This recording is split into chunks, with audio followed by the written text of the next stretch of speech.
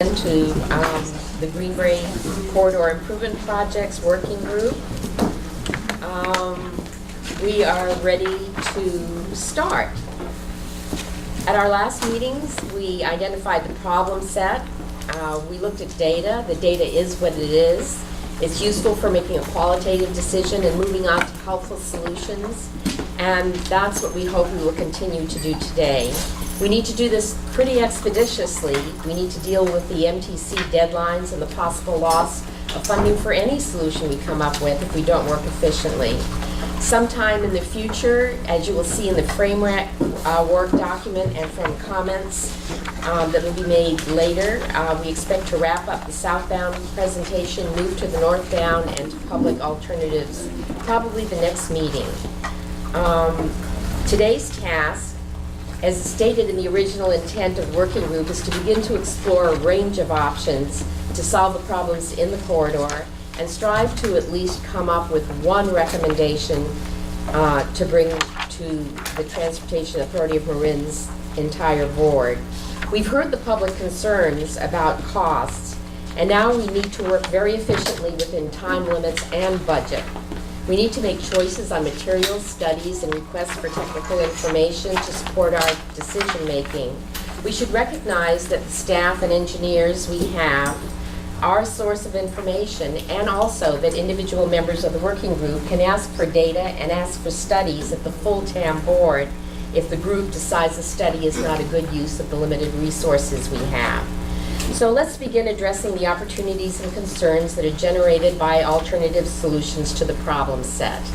At this time, I would like to move to the draft minutes from the meeting of April 22nd, and I understand that staff has comments, but I've forgotten my manners, and I've been pointed out that we really ought to introduce ourselves. So why don't we start on the left here? Tom McInerney from San Anselmo, representing the Ross Valley. Ann Morrison, Vice Mayor of Larkspur. Dan Hilmer from Larkspur. Carla Condon, Town Council, Town Port of Madera. Katie Rice, Board of Supervisors, representing District 2, Ross Valley, and Town Commissioner. Diane First, Court of Madera. I'm Gary Phillips, Mayor of San Antonio. Alice Fredericks, Vice Mayor, Town of Tiburon. I'm Diane Steinhauser, the Executive Director of TAM. And I'm Gina Bartlett, the facilitator from the Center for Collaborative Policy. I'm Dan Macklin, I'm the Chief Deputy Director for Caltrans in the Bay Area. All right, we'll turn now to the second agenda item, and staff would like to make a comment on the minutes. Yes, regarding the minutes, we did not have our regular minute taker at the last meeting, so we have lengthy minutes in front of you, more in the form of almost a court recording, not verbatim but close. What we would like to do from now on, and that has been our habit at most of our working group meetings, is to provide a summary of what happened at the meeting, combined with a recording of the meeting that will be posted on the website in a day or two after each meeting. So we have TAM staff, Dan Cherrier, who's going to be recording the meeting. That will be available as a videotape on the website, and then a summary of actions and information that will come forward in the minutes. We got a temporary, because our normal board clerk was not available with a pre-planned trip, and so you have some pretty lengthy minutes this time. But in future meetings, we'll have a combination of a recording and more abbreviated minutes hitting the highlights. So just wanted to let you know that. So we'll move on now, and I'll ask for, and I'll try not to laugh, any additions or corrections to the minutes. Yes, Carla. Just a couple of corrections. On page 2 of 25, on the minutes, the very last sentence, last line says the charter should say environmental report. It was supposed to say environmental impact report. And then on page 3 of 25, on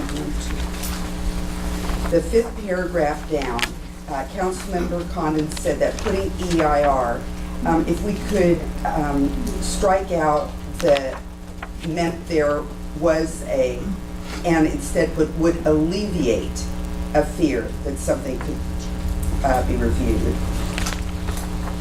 And then on page 5, the second to the last paragraph, Councilmember Condon said that the working group was acting autonomously, and to strike out whereas, and instead put and expected staff to step back. And then the last one on page 12, in the 5th paragraph down, where it begins Mr. Haynes. Mr. Haynes asked if she wanted that information to be specific to bicycle and pedestrian. Corte Madera Councilmember Condon said she wanted it to show information about cars at the overcrossing as well, or as well as cars at the overcrossing. And that's it. Thank you. Are there any further corrections or additions? Yes, Diane. I have one, page 13 of 25, third paragraph from the bottom, kind of middle of the paragraph. I would like it to say she had asked for corrected data, but they had received a 9-year report from Caltrans that delete the word wasn't, add had no, verifiable, and then add the word data. So that it would read from Caltrans that had no verifiable data. And that is it for now. That was page 13, third paragraph from the bottom. You want me to repeat it? So You got it? I got that one. Okay. That's Is that fine. okay? Yeah. Any further corrections or additions? Just Yes, a technical thing. I am the mayor of Marksburg, so Councilmember Hilmer should be mayor. And I suppose that would apply to me too. No big deal. All right. Chair. I will Chair, may I? entertain a motion to approve the minutes. I have an edit. Oh, I'm Chair. sorry, Dan. Yes. On page 3 of 25, the 3 of 25. the second reference that I said the environmental review considered the document type, there it says was considered the document type. If we could strike the word was. What page was that? So It's 3 of 25, it's the, I think, 4th line down, 4th paragraph down. So it says, should say, said that the environmental review considered the document type. Strike the word was. And then on page 5 of 25, there's an underlined section that Councilmember Condon, and right beneath that, it refers to me asking which board. I don't believe I asked that, so maybe someone else asked that question, but I didn't ask which board. So I don't recall who The asked. question was asked. And the answer was the TAM board in the next paragraph, but I didn't ask which board. Any further corrections or additions? Seeing none, I'd like a motion to approve the minutes. So moved. Second. And a second, all in favor? We're done. We'd like to move now to agenda item number 3, agenda review and follow-up items from the 22nd. Are you taking this? Sure, I'll review the agenda. So the agenda for today, as the chair stated, the primary purpose of this meeting and the next one is to review previous options that have been considered and developed with regards to the project. So we are going to have a technical presentation, which will run about 45 minutes. Then we're going to have working group discussion, then public input. And then at the end of the meeting, we're going to talk about the next steps. We're going to talk about the process for the public to submit options for your consideration and confirm what technical information needs you have, because we've got to evaluate your priorities with regards to any additional analyses or anything like that happening. Okay? I think that the sort of the bigger picture for you all is that in April you really concentrated on what's the problem, you looked at the traffic, you identified the problem set. In May, we're going to be looking at the historic options, for lack of a better word. And then in June, we'll really be spent looking at new options. And then in July, we'll be refining and developing your recommendations. Because I understand that you all take off in August, so July is sort of the timeline for you all to wrap up and do your, the recommendations. With regards to the follow-up items, we did include in your packet the working charter, and there was a request and agreement last time to just have your charter remain working, so we incorporated that feedback. We also put the problem set, we added the additional comments that were made and included that as in an outline format, as you requested. And then I think the third thing that I had on my list was there was a question around the Tamalpais overcrossings, I think the accidents on Tamalpais overcrossing. And I know there's some work that was done on that, but I'm not sure if it's ready yet. We're working with the town staff to bring that information back to us. So it needs more time. Okay, that's everything I had on my list from last time. Did I miss anything? Is that good? Anything? So let's move now to agenda item 4, and I'll ask Diane to introduce it. Yes, thank you. What we'd like to do today is to begin a historical evolution discussion on the concepts and then the alternatives that were developed for consideration in this corridor, focusing initially on the southbound direction. Beginning in 2006, we sat with representatives from the public, interested advocacy groups, and our local representatives on the TAM board, as well as the local city and town council and staff, to brainstorm ideas that we might be able to pursue in solving a set of problems in the corridor. Those were refined with technical analysis, further refined, and you're going to see that progress in the presentation made today. So we would like to open this up for questions as we go. If you got a pile of fact sheets sent to you on Friday, bravo if you have them all read and understood. But the purpose of the discussion today is to point out the highlights of the various options. We're going to go very quickly with historical concepts that were not pursued and point out some of the reasons why. A little slower with the intermediate set of options southbound that were looked into in more detail, and then quite a bit of detail that we developed over the final 2 options and the final option that went into the draft environmental document. So fast and medium and slower as we get into the final option. We'd welcome questions, and I'd ask for your patience if the team says we're going to get to that, and then we'll make sure they don't forget. So I'm going to turn that over to the team, barring any questions. Just a question on the balance of time as described on the agenda. 45 and 40 and 10, and then 10 for next steps. If at all possible, I would just like to encourage the consultants and the working group to try to reshuffle the minutes so that we can maximize the public input time. I would say that it should be true at every one of our meetings.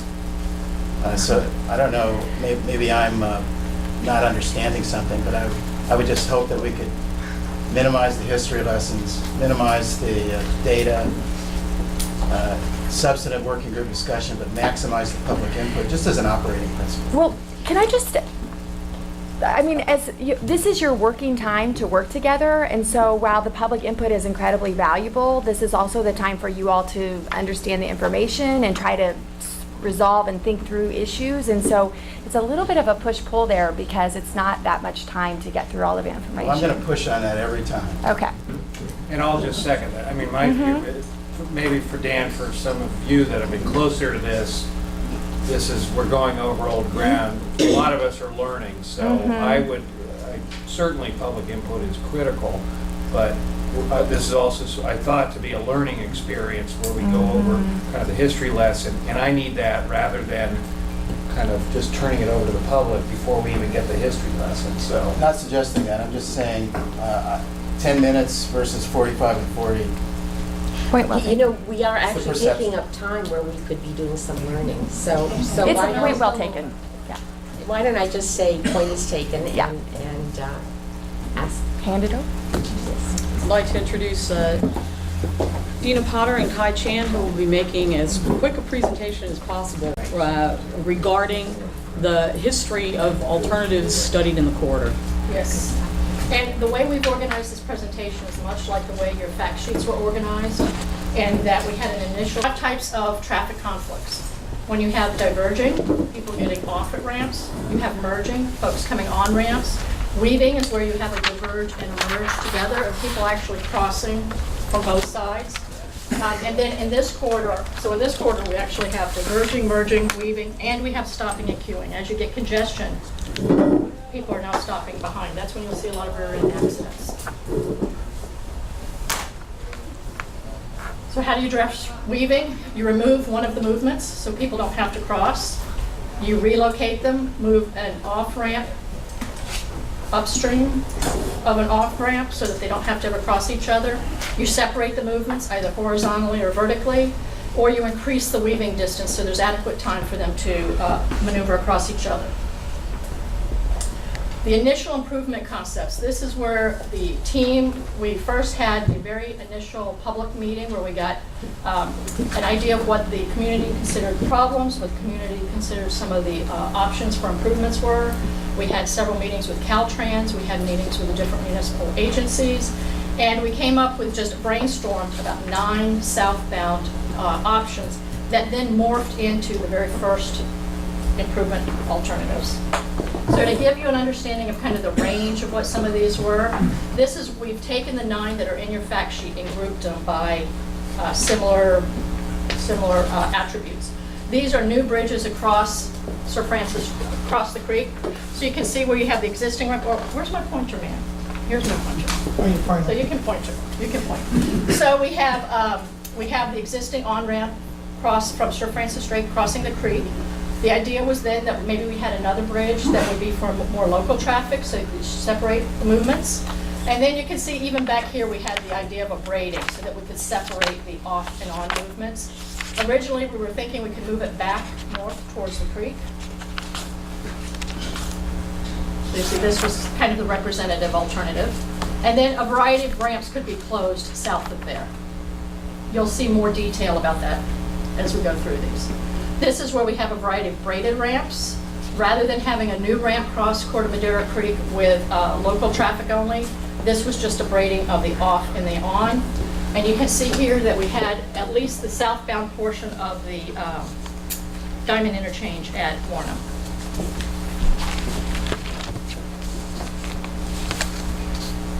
These were a variety of closing ramps to and from 101. Here we kept this idea was to keep Lucky Drive connected to the on-ramp and then close the remaining ramps. Because as you guys have all heard before, the distance between Sir Francis Drake and Tamalpais is about a mile.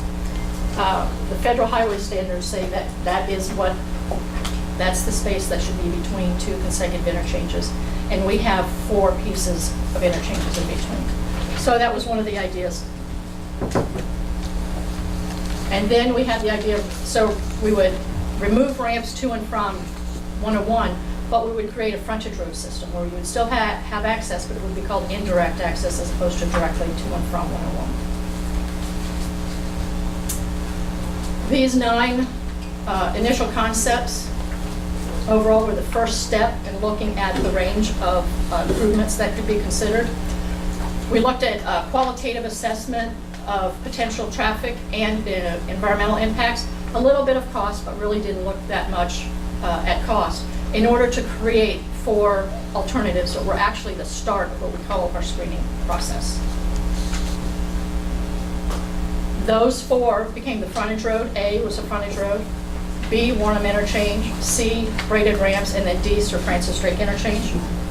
Oh, sorry. Are there any questions about the first 9? Go ahead. I just wanted to make one comment if I could. I think it's really important that everybody be clear that braided ramp means elevated, Yes. big structure. Right. So that the build project is an example of a braided ramp. Correct. So it means really big concrete structure. It can be a variety, the size, and I do want to mention though, in the environmental document, because you want to look at a worst case scenario, It is the heaviest and the biggest bridge that you could put in there. There are ways to lighten it up, but you would always have a structure. So are there any other questions? May I also just make one other observation?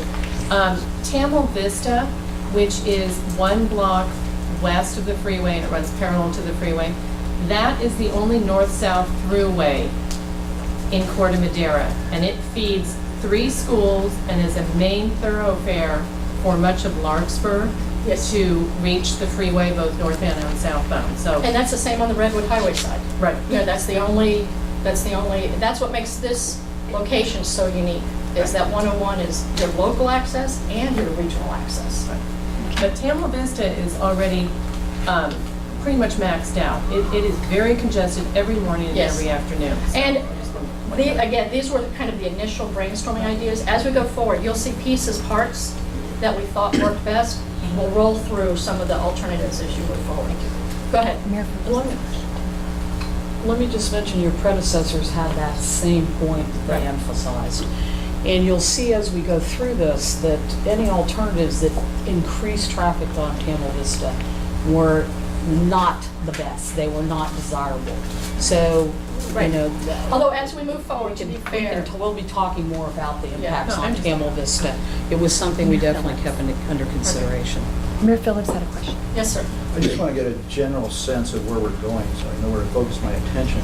I assume that you're going to go back to each of those 9 and talk about why certain Well, what- ones were discarded? What we Is were that- going to do, because we know that you want to move along, what we were going to do as we go into the next, because these were the original ideas that morphed into real alternatives. That's where we really start talking about what worked and what didn't work, because we have traffic, and that's what Kai's going to be talking about.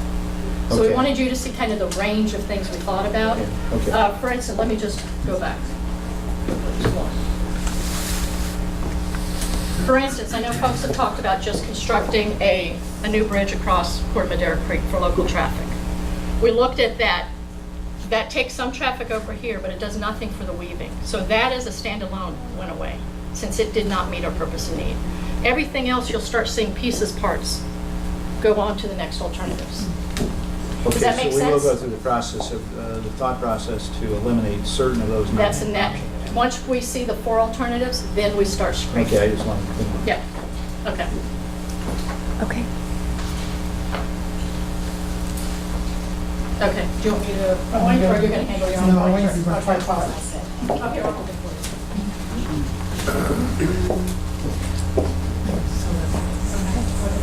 Okay. Before I get into the details of the options, I want to kind of orient you in terms of the map. All the fact sheets are set up in this fashion where you have Tampines to your left and the Sir Francis Drake to your right. In relationship to this plan, this is Tampines, it's to the left of the sheet, and then we have Sir Francis Drake to the right. The key, Gina? Oh, I'm sorry. Okay, the key streets to remember, again, is Tampines to the left, I'm sorry, Kai, just. I'm sorry, Kai. Oh, it's okay. We're just Different. looking for materials so we can follow. Okay, yeah, just give me a So second. I think that the problem is that their copies of the fact sheets didn't arrive. And so we don't have the hard copies of the fact sheets available right now. Do we know if they're coming? Yeah, there's a little glitch on that, so we can provide electronically. Sorry, okay. I think you have one in your binder too. Yeah, They do there's one. extra. I think you have an extra. We're sorry about that. They were supposed to arrive and there was some mishap with the copies. They're hiding. This was all in our packet though, right? Yeah, it was all sent. It was all sent. Here's 2. There's another one, there's 2 or 1. Well, that's they're separate. Just hold up what a fact sheet looks like, just so we know. It looks like that. It looks exactly like what you're gonna see on the presentation. I'll be going through the presentation. And we can provide the facts. Then I'll give it to you. On the one hand.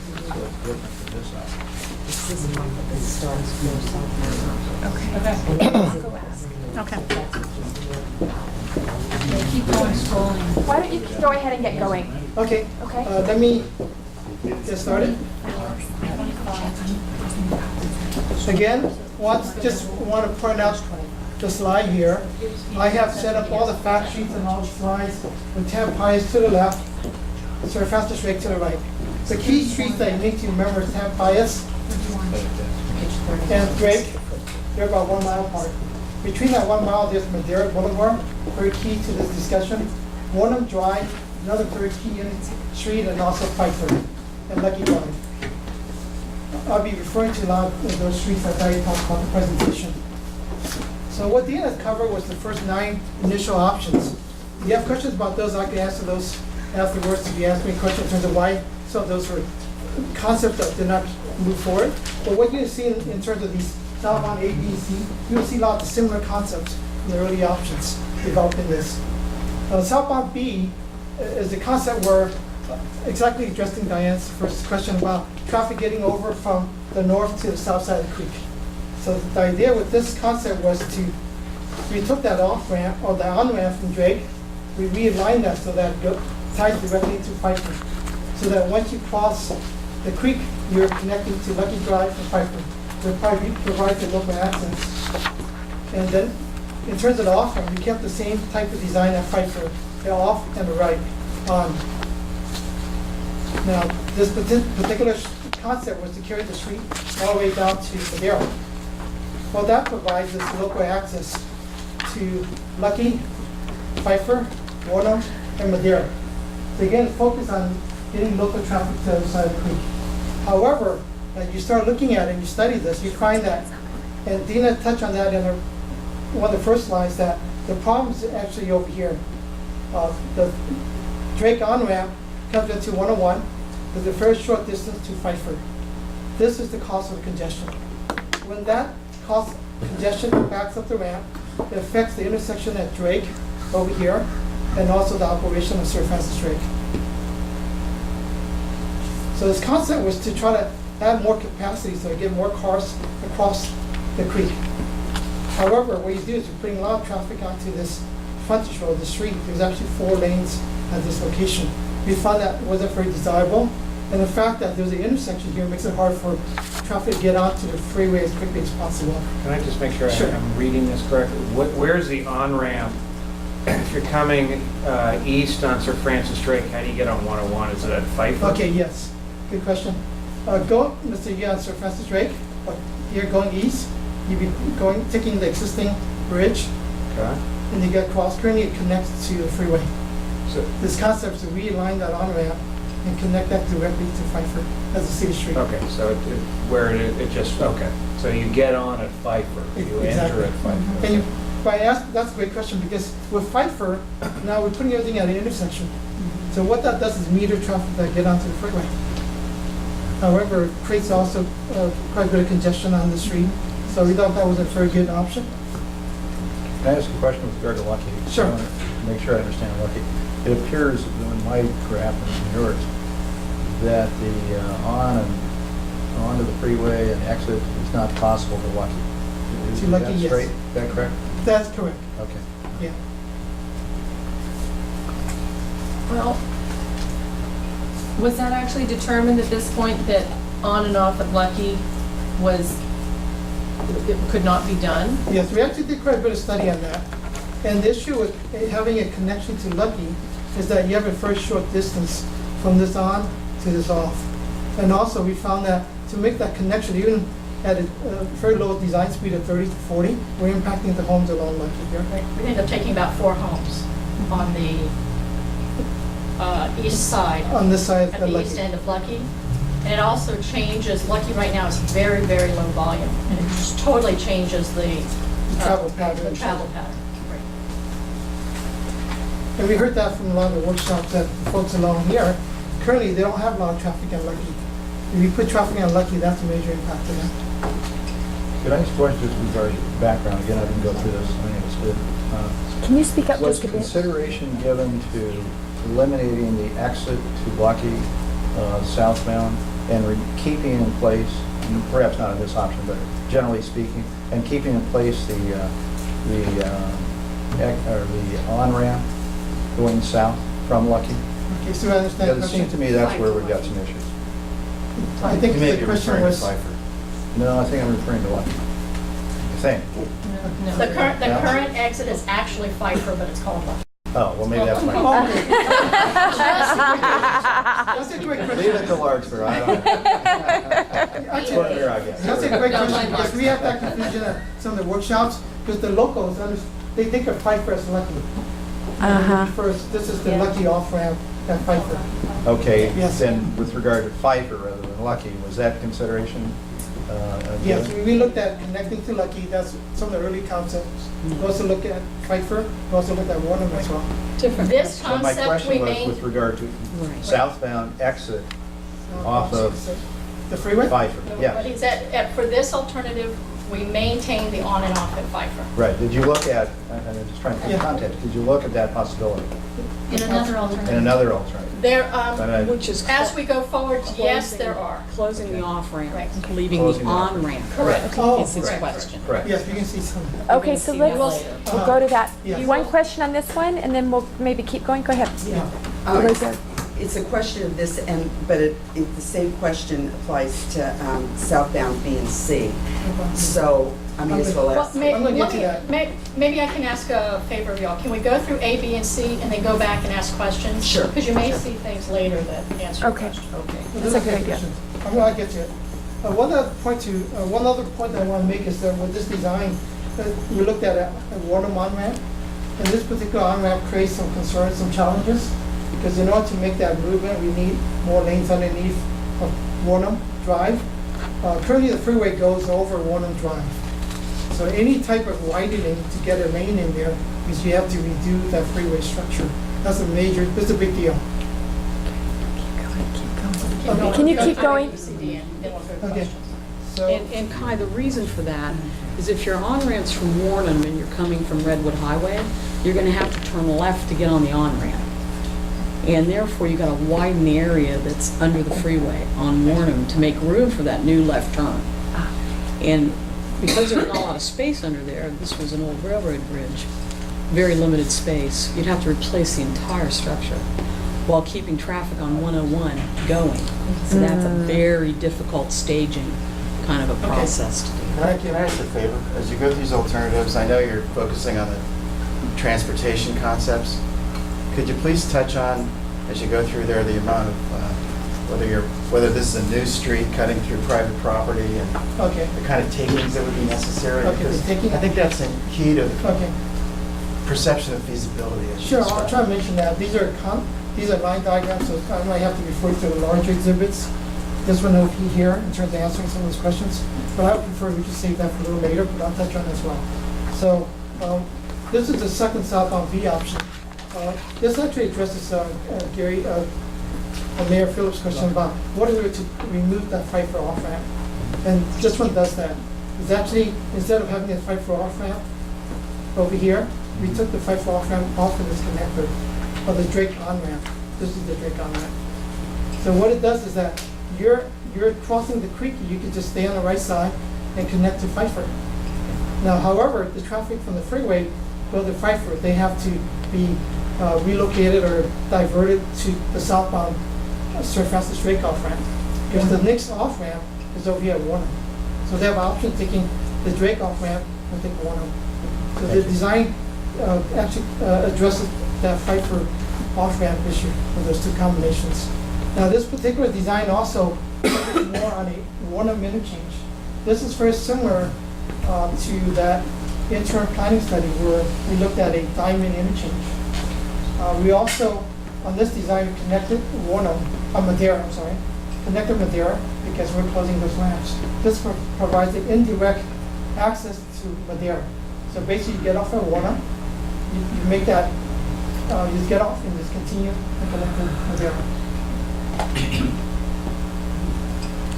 The next concept is the braided concept. Yes, with the braided concept, one has to go over the other. And in this case here, we have the Sir Francis Drake on-ramp going over the off-ramp to Warnham. This is different from the current design. The current design has the Warnham going over the on-ramp to the freeway. That's the subtle difference there. I want to point that out. But again, the concept is very similar. This focuses more on getting traffic across the creek, provide a access to Pfeiffer that allows connection to the local Tamara Vista streets. Also provides a very high capacity on-ramp onto 101, which also has an aux lane that connects to Tamalpais. What this does is that traffic that wants to go on to southbound 101, which is, David can answer that question. Most of the traffic crossing this creek wants to get to 101. There's some that wants to get over to this part of town, to Pfeiffer. What is the height of that? The height of this one here? Yes. Again, typically when you go over a ramp, you need to have the minimum vertical clearance, which is 16.5 feet. You have to add the structure depth.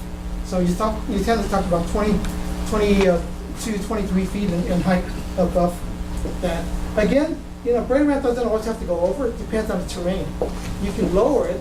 We also looked at lowering this graded ramp to a point where it's not lowered. But what that means is that we have to cut into the existing ground. Now we go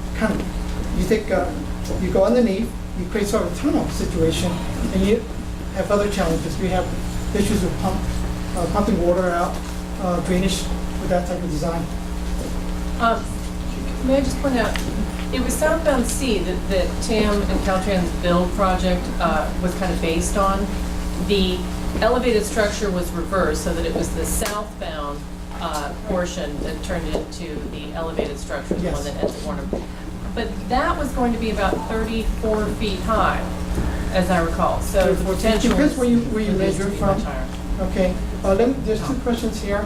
I want to also point out the reason why we changed and had the off-ramp getting off, going over to Warner. That's only one lane. Whereas the coming on, the on-ramp is 2 lane. So it's cheaper to build a 1-lane structure than a 2-lane structure. First question. Second question relates to the height. It's really where you measure it. In this case here, the freeway actually goes over, it drops, it actually comes down. Follow my hand. The freeway, it comes down, it climbs back up over Warner. So it all depends where you measure it. Okay? But typically you need 16.5 feet of vertical clearance over the freeway and the ramp, and then you have the structure depth of the structure, so you add the two together. So southbound B is the last of the 4 options. This one was focusing on what can we do to not have the graded ramp. So the concept of putting more traffic at Drake off ramp was how this was developed. Now, let me back up a little bit. Now, we don't have the off ramp to Pfeiffer. That traffic needs to somehow get to Pfeiffer. So this is the freeway traffic that wants to get to Pfeiffer. What they would do, they would get off here at Drake. And we have to do some signing to let them know that's where they want to get off. The other option that they have freeway traffic is to go to Tamalpais, which is about a mile further down. So they have 2 options. Now this option focuses a lot on having the capacity on that off-ramp and also making this intersection work. Because traffic getting off from the freeway needs to cross that intersection, similar to what they're doing nowadays in the northbound direction, which creates some issues with that intersection. So there's a trade-off here. This allows traffic to cross the intersection and get over, but you're trading off over on Sir Francis Drake. It provides the same connection to Pfeiffer, so you have that immediate local access to the side. You also have the freeway access. Now, notice how long this aux lane is. We have made the aux lane as long as possible to accommodate 2 lanes of on-ramp. What that does is it allows traffic to get onto the freeway quicker, so it doesn't back up on this bridge here, which backs traffic onto Drake. So that's the primary thinking behind that. How much impact did the crossing of Sir Francis Drake have on traffic, and is that the only reason that this frontage road option didn't move forward? Yes, it did not move forward. I think as we advanced the traffic study, we found that we're designed for the year 2035. And when you look at the traffic forecast for 2035, we have concern that even with 2-lane off-ramp here, some of that traffic could back up onto southbound 101. Okay. And that could affect the freeway. Speak up when you talk. Let me just mention one other thing, Kai, on this option. Okay? traffic would be directed off at Drake. The direct ramp from 101 to Pfeiffer would be closed. A certain amount of traffic would also choose to go down to Madeira or Tamalpais to get off. Right. And therefore, you'd have some additional traffic on local streets. That's kind of, it would be spread between the off-ramp shown here and the off-ramp further down in Corte Madera. I wanted to mention that the town manager of Corte Madera asked about a variation of this. I believe it was, do you recall when that was from the Jacobson memo? Was it, I think it was spring of 2011? Or was it 2012? 12, I think. You remember when Yes, we I all do. met. And so let me catch you up on Okay. the order of everything. What we were going to do is, as we go through all these alternatives, we'll get to at least what the build is in the environmental document. Then we were going to go through the alternatives that we've known about to date and have gone through. And is that one that you'll be That's talking right. about? Okay, good. Can I just ask, so I can again understand the map? Both C and D, where you have crossing the creek, you know, where you've got the widened bridge, is that where the current on-ramp is? Correct. And then, so where is that, oh, so it just is staying to the right of the Correct. current on-ramp and Yes. just staying, basically staying to the right? To the right. Okay. Let me just summarize. Yeah. Looking at, thank you. Looking at these four options, what we found was that we need to address both local and freeway traffic. So finding the right balance is the key. The braided ramp design does work better in terms of getting more traffic onto the freeway, but there's a price to pay for that in terms of the height.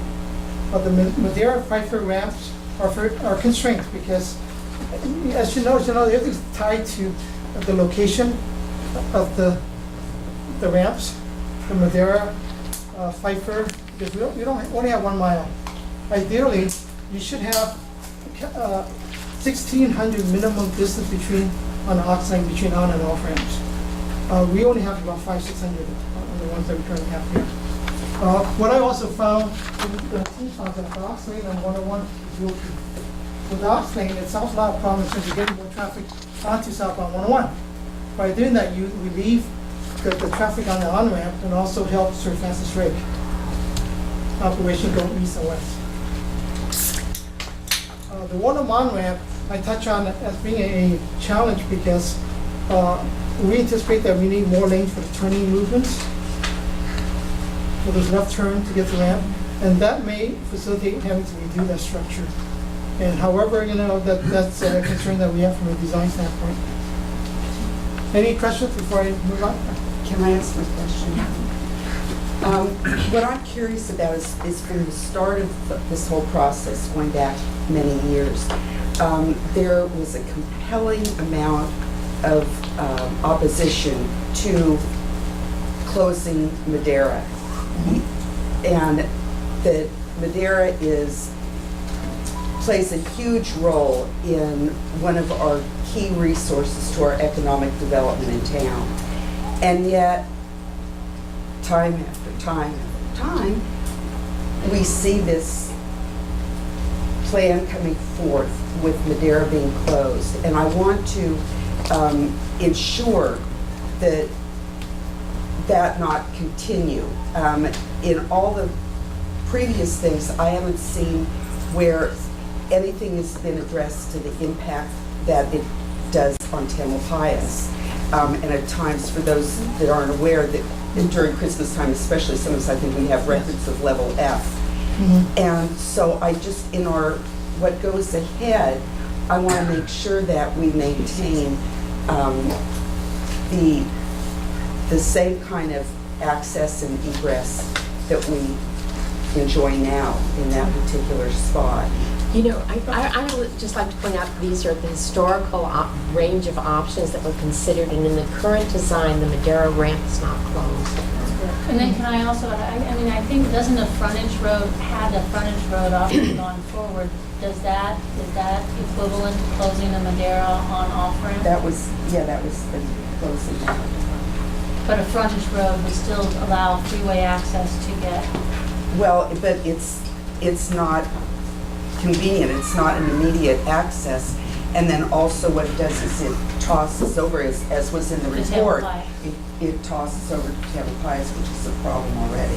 Okay, Well, Mayor as you first. said, Oh, as we sorry. go forward, you will see different variations of these. And as things went forward, ramps and movements that the community did not want closed, you'll start seeing remain open. I have one more, sorry, Very- one more question before you jump ahead. Go ahead. Very quick. I just wanted to say that closing those ramps and using frontage roads does tend to push some of the traffic onto alternative routes, and that could very well increase traffic on some of the local roads, and that was a real concern, because as I said, those local roads are at capacity, if not beyond capacity, currently.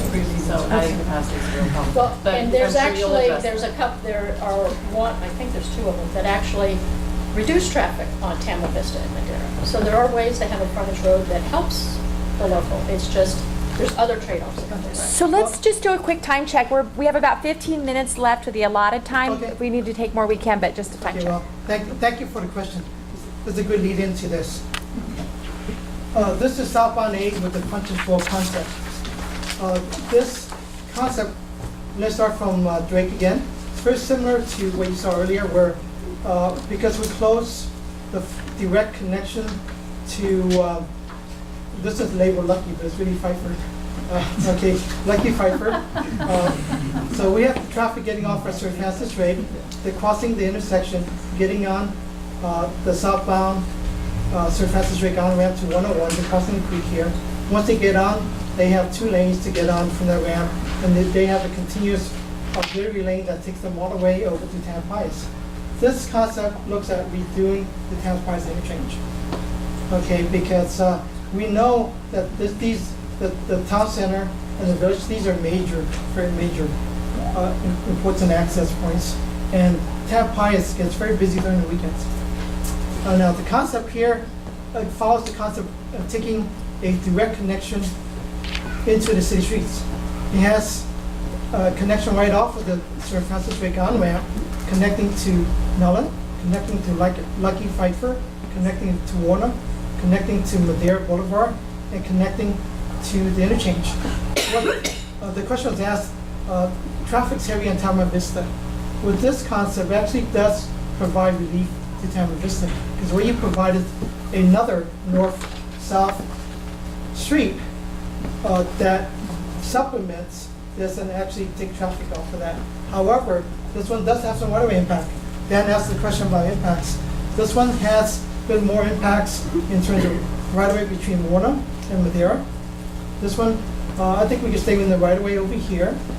But there's, in this section, there's also a sensitive pond area that has a culvert that crosses under the street that needs to be extended. So this one does have an impact. We try every way we can to keep it within the Caltrans right-of-way to minimize impacts on the adjacent properties. This is very tight against the freeway, and it's separated so that you don't have to crossing the freeway traffic onto the street.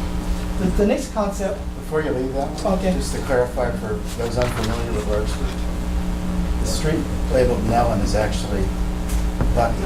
Lucky. The street labeled Lucky is actually Pfeiffer. Yes.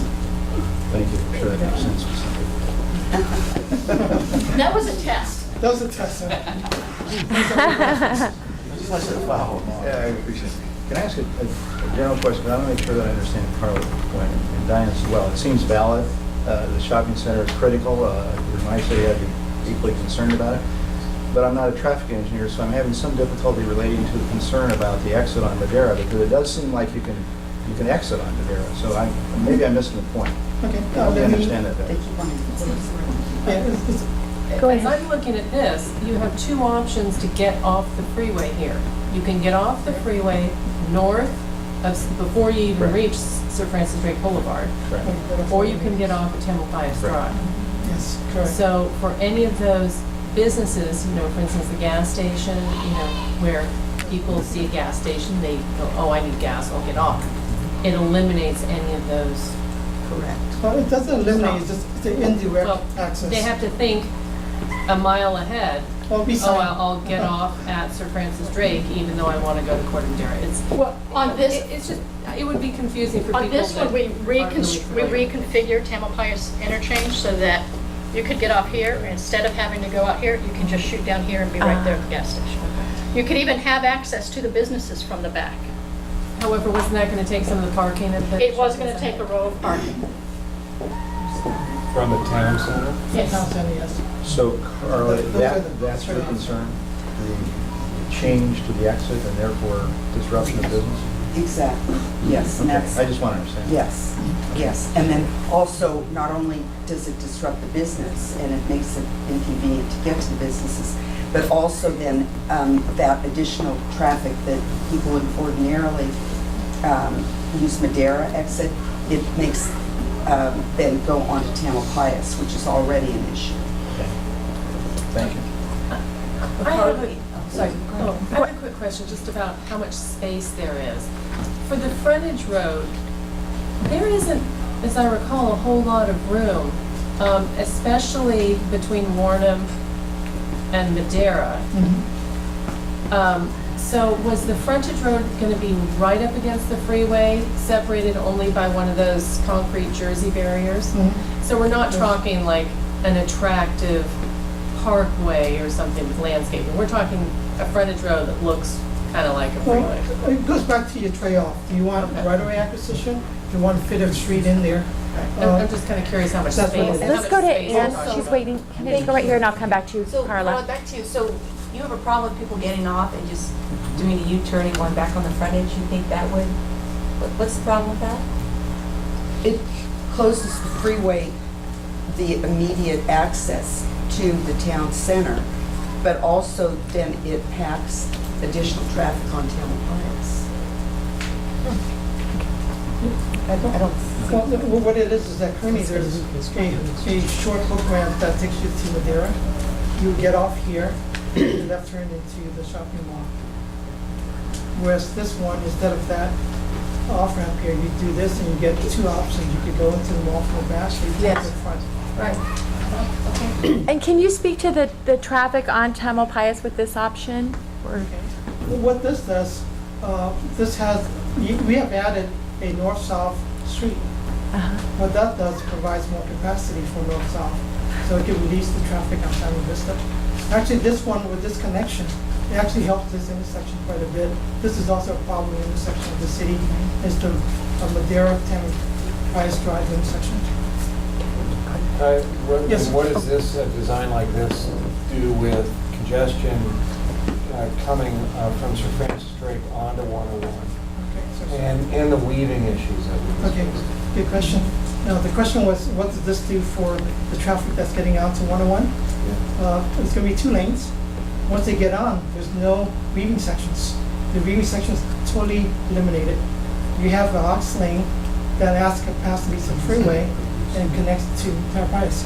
This actually frees up this area so that you move traffic beyond this section of freeway. Right here? Okay, thank you. Just to Time out. reiterate to that everyone should be aware that Stan Hoffman, who's the manager of Town Center, was strongly opposed, but also To this option? to closing that Madera Okay. ramp. Then also kind of piggybacking on what Diane said, the frontage road there, what regard does that have for the adjacent motels and hotel? We've got Best Western, we've got Marin Suites Right and in other here. businesses Yeah.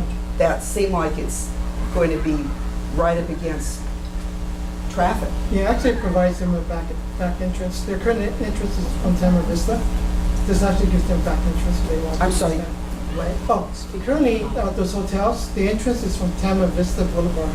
That's the only entrance to the hotel. This actually provides a secondary entrance if they want one. Right, but I'm talking about the noise factor, the traffic noise, and the lights and all that sort of thing. That how how can That needs you to be ensure evaluated as part of the the concept. peaceful existence of those kind of It businesses? needs to be evaluated part of the concept. I'm gonna go to Diane and then I'll come back You over. know, the other thing I wanted to you mention on speak this is it takes all the traffic off at Sir Francis Drake. So back to your point that could back traffic up on the freeway coming over Cal Park Hill. That's built into this project alternative. I think I'm gonna move on. I just a little don't bit wanna because lose I got track of time. that. Okay, That was gonna be my comment too. so you got it, okay, good, Because this one perfect. has multi-phases to it, and because we understand the concern about Madeira, we actually had a variation where the frontage road, the street ended at Warno, and we kept the ramps at Madeira. We also had a version where we provided a indirect connection from Madeira to check out the ramps.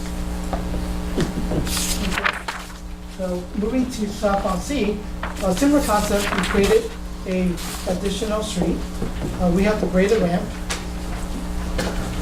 And again, we're looking at, we do time price, and we want to build this continuous ultimate project. Now again, we have variations to that.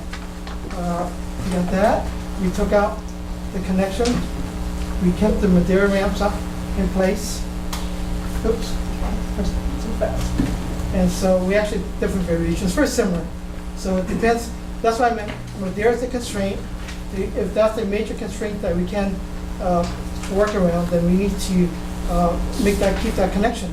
But there's a compromise, there's a sacrifice in terms of what you get for what you build. Let me just summarize. Southbound A, the concept was to have direct connection to Pfeiffer. So what that does is you need to put more traffic on the Sir Francis Drake off-ramp. Now, Diane mentioned that, yes, as traffic increases, that ramp could be a problem. It could accommodate a lot of traffic in the coming years, but as you're not designing for 5, 10 years, you're designing for 20 plus 30, 40, 50 years in the future. You're not going to be around here, but you have to design for kids. And so you need to factor that in. That's a consideration, it's a challenge, and it's something you need to consider as part of your decision. Now, southbound A requires 2-lane Drake off-ramp and you may need widening on southbound 101. That all ties to this option of using the Drake as the primary off-ramp to replace Pfeiffer. Southbound A has the benefit of the immediate benefits. We anticipate that you can get 5 to 10 years, I'm looking at David, 5 to 10 years of benefit before you're going to get into run into some issues with the ramp backing up and maybe affecting southbound 101. Southbound C, with the braided ramp, is the best balance in terms of local freeway traffic. It provides you 20-plus year based on our studies. The improvements to Tab Pius interchange requires a separate environment document. To redo Tab Pius is a major cost. And if funding is the issue, phasing is something to keep in mind. Okay, I'm going to move on. So from there, we looked at alternative C, variation D, I'm sorry for the name, but what it is concept C. And what we did is, we looked at a phasing approach. The first phase was to do this. You basically widen that ramp, the Drake on ramp, and have it connect to 101. You provided a direct connection to Pfeiffer. However, this doesn't do a whole lot because we're not adding the ox lane on 101. I mentioned that that's very critical to the operation. Phase 2,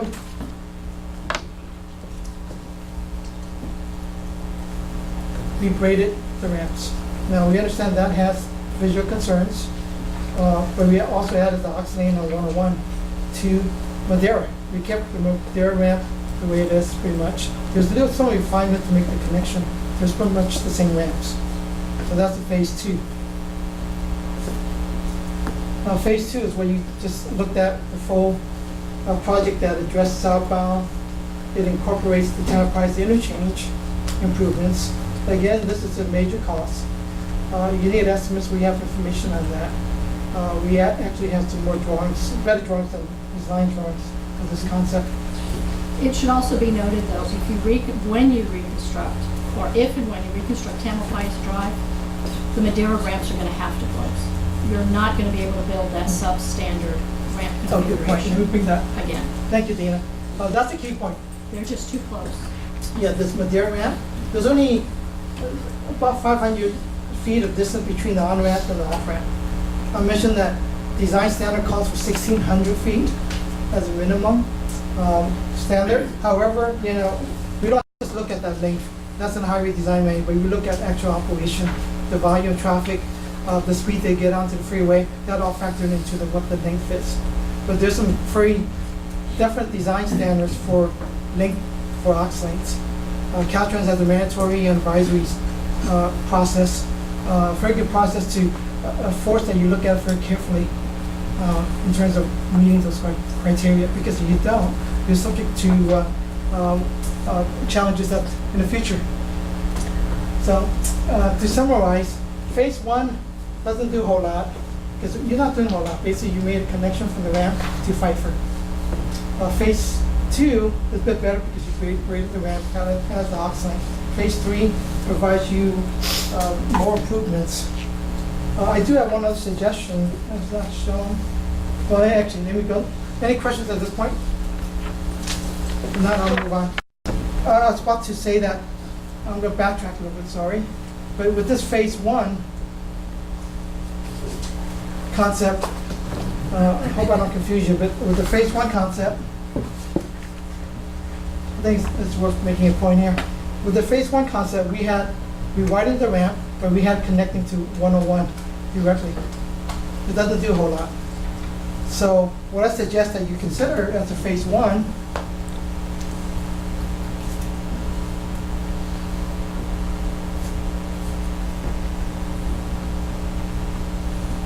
what I suggest for phase one is to make that connection to Pfeiffer and have it come onto the freeway, and don't build the structure as a phase one. That could be a phase two, when you, as traffic demands require it, as funding becomes more available, that could be a phase two. But ultimately, what you want to accomplish is, oops.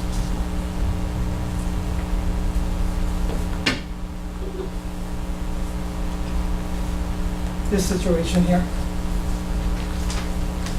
that addresses Tampayas, the issues on Tampayas, the traffic on Madeira, Tamara Vista, is it provides relief for having a north-south frontage road, provides you better capacity at the Tampayas interchange to address your weekend traffic, and also provides the distance needed for freeway traffic to get onto the freeway.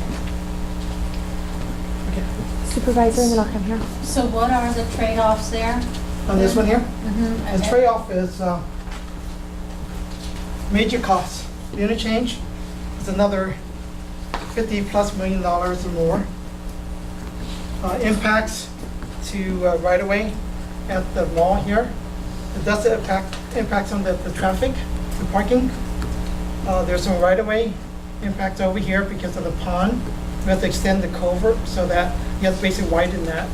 There's concern, I think, was mentioned about access to the hotel, some of that. That could be a plus and could be a negative. A plus in the sense that you provide a secondary access that they currently do not have. A negative could be the noise and having traffic on the back there. So, you know, that's a consideration. What about if you just did phase one and phase two? Then all the trade-offs remain except for the cost on the Tampayas? This would go away. And what you just asked is what we currently have. I've got Mayor Phillips, then I'll come to Mayor first. Okay. We do not have the one-way street from Monum to Madeira and to Tampayas. There's no interchange improvement. Okay. The costs, the concern we have is that structure that goes over. Yep. Now, that structure is needed eventually when this backs up in a future year. Because the previous, without the braided ramp, you can, we expect that it would be adequate for about 10 years. After that, traffic's going to be built up, and you're going to be back where you are, and that would necessitate a braided ramp. Mayor Phillips, then I'll come to Mayor first. Just a couple. First, to cover maybe a broad swath, because I seem to remember where the alternatives were graded and you had red dots next to 2 or 3, which indicated financial issues. I don't know if there was elimination or not, but I need to make some assumptions. Is it a fair assumption that financing for any of the options you're presenting is not a consideration? That is, we can fund each and every one of these, or is that an elimination factor? I would say that's more of a phasing. That would be phasing, because there is not enough money to build all of this. So if there's not enough money for a particular phase, then why don't we just cross it out? I mean, I don't, we got to eliminate something, it seems to me. Absolutely. One of the reasons we developed what we call the ultimate, is so that, that there could be some buy-in about what the future could hold, even though you would have a separate environmental document. It was getting agreement between Caltrans and the local jurisdictions about what the future would hold. Basically, when you go to construct Tamalpais interchange, what would happen? And having a little bit of that discussion. Other than that, we don't need it.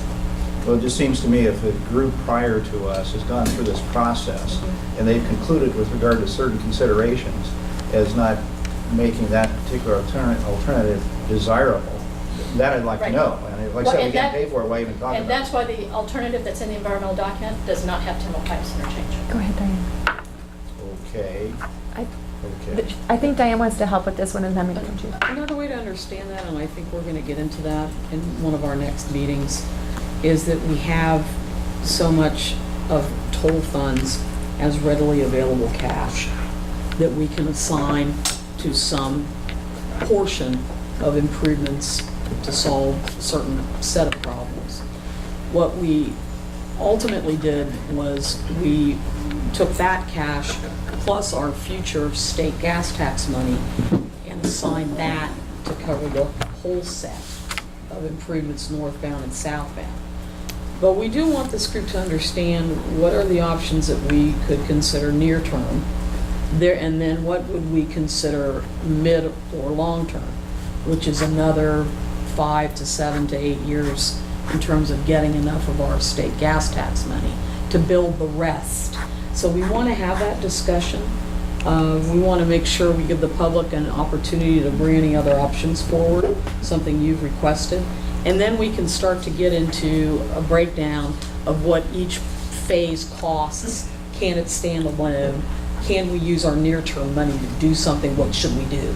So we're headed towards a near-term, longer-term set of solutions. I'm just trying to go through a process that eliminates some of these. So I can boil it down to, okay, these are viable alternatives. I don't know if that consideration eliminates some or not. If it does, I just know it so I can eliminate it. Because we've got to go through an elimination process to get to the end point, right? At least that's what I'm into. Okay, thank you. Right here, and then I'll come to you. Thank you. I wanted to get back to what Supervisor Rice asked about, and that's some of the downsides, I believe, the trade-offs for this particular design. And I don't think a couple of big ones have been addressed. First of all, you do wind up with the elevated flyover that the community has overwhelmingly said they don't want to see. And the other thing is this closes Nellen Avenue between Pfeiffer and Warner. And we know Tamil Vista is already at or beyond capacity. So this precludes us from ever turning to Nellen to alleviate traffic in this neighborhood, because it will become an off-ramp. Those are just two that I'll throw out. There were other concerns that the community had expressed. Thank you. Mayor Hellner? What would happen if the braided off-ramp to Warrenham over Drake Pfeiffer on-ramp was eliminated from this alternative, just as a phasing decision? And for the short-term traffic exiting at Sir Francis Drake, and brought through that intersection over a widened Sir Francis Drake on-ramp to southbound 101. Is that a feasible strategy? Yeah, I can answer that, but since David's here, I'm going to have my traffic engineer. I'm just trying to think of what an alternative would look like without the braided ramp. Councilmember Hilmer, at the rated ramp, last It's okay. making that happen? I'm sorry. So without the braided ramp.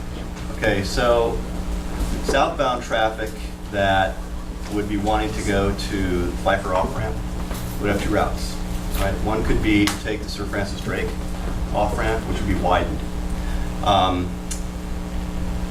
That would add about, if 100% of that traffic took the Port Madera Creek overcrossing, it would add about 20 to 25% traffic to that overcrossing, even with 2 lanes. So there'd be some weaving going on there. Traffic would also back up on 101 from Sir Francis Drake to the north. The auxiliary lane, the off-ramp to Sir Francis Drake from 101 would need to be widened from auxiliary lane. There's some big walls there that would have to be pushed back so that the lane doesn't back up onto the freeway. In addition, I don't think 100% of the traffic though would take that route. Some traffic would elect instead to get off of Madera. Correct. And loop back around, adding to traffic on Tamil Vista, north of Madera. So there'd be some cause and effect. Could there be triggers to necessitate a later phase with the braided off-ramp? I'm just thinking costs and... Can you answer that, Dina? Answer. The question is yes. Yes, because that would in essence be your phasing plan, and you would determine at what is the trigger that will start that phasing. Thank you. Money may be one of them, but there may be other things. Yeah, I think this whole option, that was the intent, that it could be phased with that approach. Thank you, David. Any other questions from the working group members or observations of things that you like or ideas about how these are responsive to your problem set? Just one, and I probably missed this, but if there was not a downside to closing any of the off-ramps between Sir Francis Drake and Tamil Vista, if you could play with that without worrying about impact to local businesses, is there one of these alternatives that really stood out in terms of benefit towards relieving, the congestion, the dangerous speed, what have you? Did one jump out? The question, to make sure I understand the question is that if there's no constraints relationship to closing the ramps, which one jumps out? It'd be anything that has a 2-lane on-ramp, it has an aux lane to Tampines, and it has some kind of connection to Pfeiffer. We need that Pfeiffer connection to provide access. And then do we have traffic studies that talk about how much traffic, I'm sure we do, I'm sure somewhere, are using the on and off ramps so that we can really quantify what the impact is to those local businesses? I don't want to just be dismissive of it, I just want to understand. Yes, we do. We counted traffic, we recorded license plates, we had a helicopter watching traffic volumes. We know for every car that gets on a certain ramp, where's it put off in this study area. That was done a few years ago. We think the data is still valid. And one of you gave us earlier, one of the earlier meetings, a breakdown on percentage of the traffic where it's coming and going, and I think we were focused mostly on the interchange. I can't remember if you talked about if we have those percentages identified on the on and off ramps. Is that easily accessible?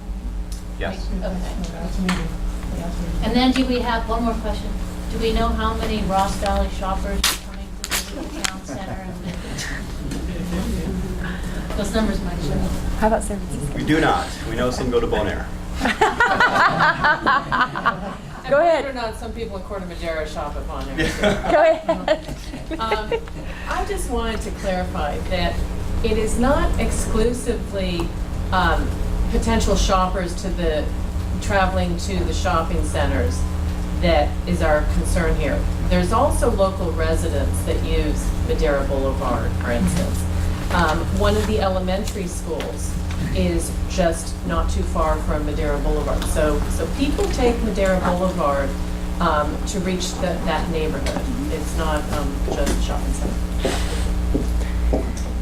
Any other observations on what's responsive to your problem set or questions or insights? Go ahead. Just so I'm clear, is it phase 1, what is the impact on traffic getting on to 101? Are you saying it doesn't have much? If we just did phase one Okay, the phase one. versus phase two? Okay, the phase one would be this phase one where the Drake ramp connects to Pfeiffer and back to Right. 101 without the greater ramps. Yes. That phase one. The question was how does that operate on 101? What is the impact on traffic that's Sir coming down Francis to Drake? Francis Okay. onto 101? Yes. David can answer the numbers, but I could answer in terms of what's happening here. What you have done, instead of having the Drake on-ramp come on to 101 at this point, you have created more distance. Okay, that handles, and also you made it 2 lanes. Okay. And so you have increased capacity for traffic. Without to get on. and reduction of weaving, I assume? Yes, there's no weaving. And what about phase two? What is the Phase two. impact? Phase two, basically you have the braided off ramp. Right. And so what that does, it relieves this section up here by having that direct off ramp from 101 to 101. Okay, so that phase two will deal with the congestion further up 101. Correct. So, But you've already addressed in phase one any of the Sir Francis Drake issues. Well, during peak times, again, phase one, you're adding a second lane here. Traffic could at times back up, okay, on 101 blocking all the Drake off ramp. The other issue is that if you were adding traffic to the Corte Madera Creek overcrossing coming from 101, most of that traffic again would be getting off at Pfeiffer. They would, and this is a 2-lane structure, they begin in on the left side of the structure. They'd have to move over 1 lane and then get off. So that's actually a weave. So that weave would start occurring here now, which could cause some backups on eastbound Sir Francis Drake. So you can start seeing the dominoes. And with the volumes that we have now, we do think it'll last, like I said, 7 to 10 years. And then you're going to start seeing the backups. Okay. We should trigger the Just phase two. quickly, I just wanted to take exception to one comment that is not sitting well with me. I can understand the importance, and I agree with the focus of the congestion on Sir Francis Drake, but getting back to the Tamalpais overcrossing, the whole section there, in spite of the fact that now the exit ramp parameters have widened, that it doesn't sit well with me that we're being told that no attention can be given to Tamalpais Drive, no improvements can be made unless Madera is closed. And this was a Caltrans project. This was built. Now we've got wide interests in bicycles, pedestrian safety, a new school coming onto the base side in 2014, so there'll be added trips back and forth. And so I really don't want to see that opportunity disregarded, even though it might not be able to be part of this project. I don't want it taken, at face value that no attention can be given to Tamalpais overcrossing on the condition that Madera be closed. Yeah, go ahead. Well, just to be brief, when US 101 was built, it wasn't built to today's highway design standards. So over the years, federal highways nationally and California statewide updated the standards. So as designers look at the interchange at Tamalpais, they've got to look at the weaving length for those standards. I think Kai's mentioned the 1,600 feet length for weaving, and that can be shortened depending on what's happening locally. So the broader option of from Sir Francis Drake to Tamalpais, which is only a mile, highway design standards require at least a mile for such a large volume of traffic. The options have tried to accommodate the reduction of right-of-way impacts, whether it's leaving the hook ramps, they're called, such as Madera, trying not to proceed with the frontage road, which is sort of more towards a standard in that earlier option. and come up with a hybrid that really works for local traffic as well as freeway traffic. But in the long run, if Tamalpais interchange is part of the ultimate project, it'll really have to look at that Madera, which is so close at the weaving lengths, and the new geometrics for Tamalpais may really impact what's happening at Madera. Well, I think that. So I don't think the study's really gone to that And I would say they're detail. not just going to impact Caltrans design standards, but federal highway design standards. Right, but I would just expect that what we have is grandfathered in rather than to Not just for a take new it away. interchange. Once you go to build a new interchange, Oh, and I'm not saying you, but I'm saying that if there is a modification of some sort, if there's. if you're doing something just with the overcrossing, and Right. you're not looking at the ramps, Correct. there's a possibility. But if you do anything to the ramps, it will affect the ability to keep Madera open? It will be, you're not going to be able to grandfather them in. You may be able to negotiate something, but you're not going to be able to grandfather them in. Okay, because with no disrespect to Caltrans or federal government freeway design systems, I don't really see the beauty nor the function when you go to Southern California and you have gridlock. I don't see how, this has been, the planning has been all that optimum.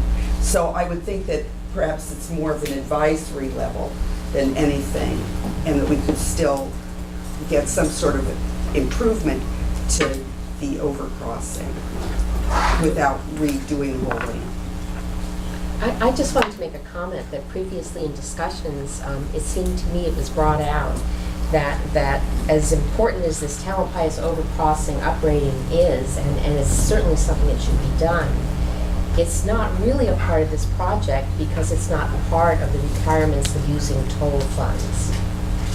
So we certainly should be addressing anything we do now that might constrain what we can do at Tamalpais. Right, and that's why I said that it might not Yeah. necessarily take priority on this, but I don't want it on record that that nothing can be done to Tamalpais unless Madera's closed. And I think that, let me clarify, to reconstruct and modify the way the ramps work, that's when you would get into Madera. If you were going to do the entire interchange upgrade, is when you would get into Madera. At some point, I'm sure you'll all want to look at what are the volumes that are on the different ramps. Tamalpais has a very high volume, Pfeiffer's a high volume. Look is the next one. Madera is the lowest volume ramps of all of these. So that's something that you'll end up playing with the trade-offs. Thank you. Okay, we have about 10 more minutes before we want to go to public input. Are there any other, did you have something, Mayor, first? No. Any other questions or insights on, what's interesting to you, what's responsive to the problem set?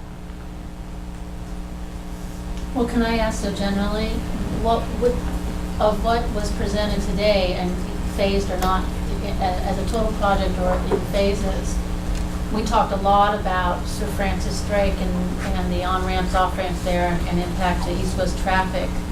Of what we've talked about today, what addressed those issues and the weave the most succinctly?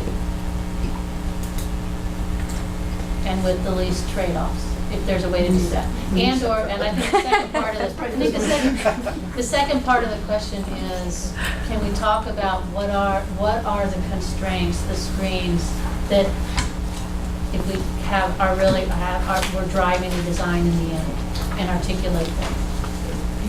Nice summary. E.g. closing ramps. Is that for Kai or Dina? For whoever thinks they understand what I asked. It was a nice summary question. I No, would say. it's a great question because it really comes down to balancing your consideration or constraints or your challenges. As a designer, we look at, we try to accomplish all the objective. Sometimes you can't. Yeah. You do the best you can. And I could give you my personal opinion based on what I know from reading the material. This one provides a lot of value, what you see here. It does not impact Madera. It doesn't impact the homes along here. It provides for the freeway. Again, you have 2-lane on-ramps from Drake onto 101. You have eliminated the weaving. You have provided a lot the aux lane that provides for the one-on-one traffic, get the freeway traffic onto the freeway so it doesn't back up on Drake. You provided the connection from the Drake on-ramp to Pfeiffer. This will work for a long time. Now, however, there's the cost implication of this and the concern about the visual. You could ask me to lower that structure. The trade-off would be we lower it, we want to build tunnel or build some other type of structure to keep the structure lower. That would cut into the ground, dip the ramp down and lower the off-ramp. So those are design considerations. But in terms of overall operation, my opinion, this is, looking at all the various compromises, this is probably the best you have. Go ahead, Alice. and then So, I'll- can you just run by the constraints of lowering the structure by digging into the ground? Would you have to reconform the level of the Yeah. whole surrounding Yeah, it's, freeway? the big concern I have on lowering is that you're pretty low. You have the creek here, you're pretty much at sea level. And the more you lower, the more you have to contain any underground water. We're concerned about flooding as well. It can be done. You have seen tunnels. You have the Greenbrae tunnel, San Francisco tunnel that goes over it. You can do all that. You can do anything you have the money. Okay, however, it's quite a bit.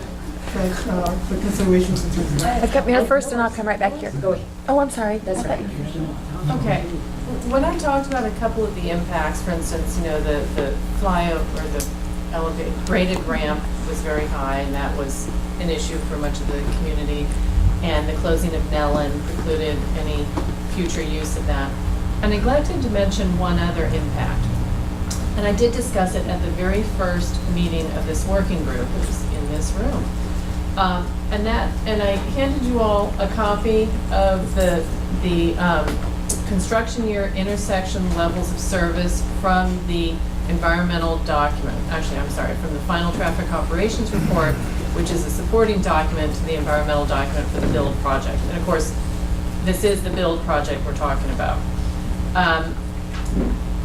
At Tamil Vista and Warnham, again, Tamil Vista, which I said is already very congested in the morning and the afternoon, and it's our only north-south throughway.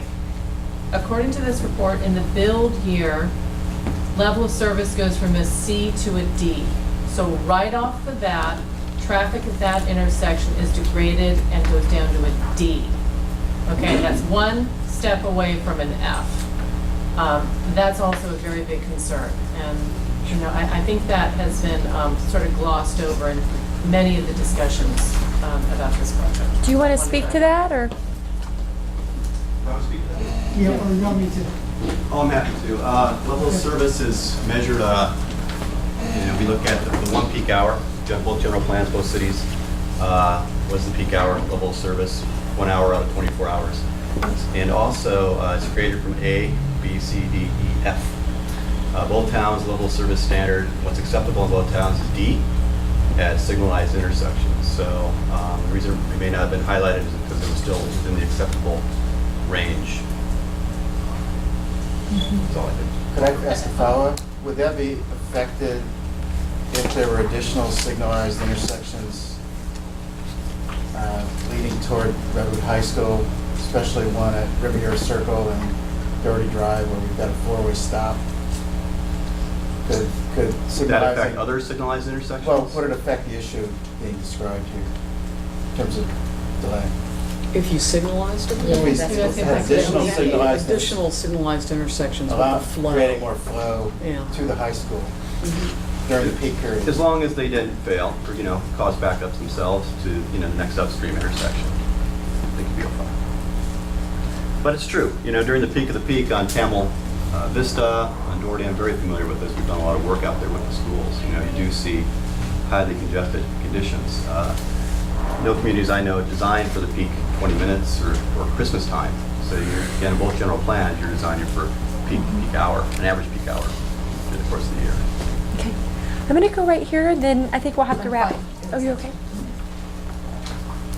Well, I just wanted to comment that it seems to me with this entire freeway project, we are designing for the peak hours because through most of the day, traffic moves pretty smoothly in this area.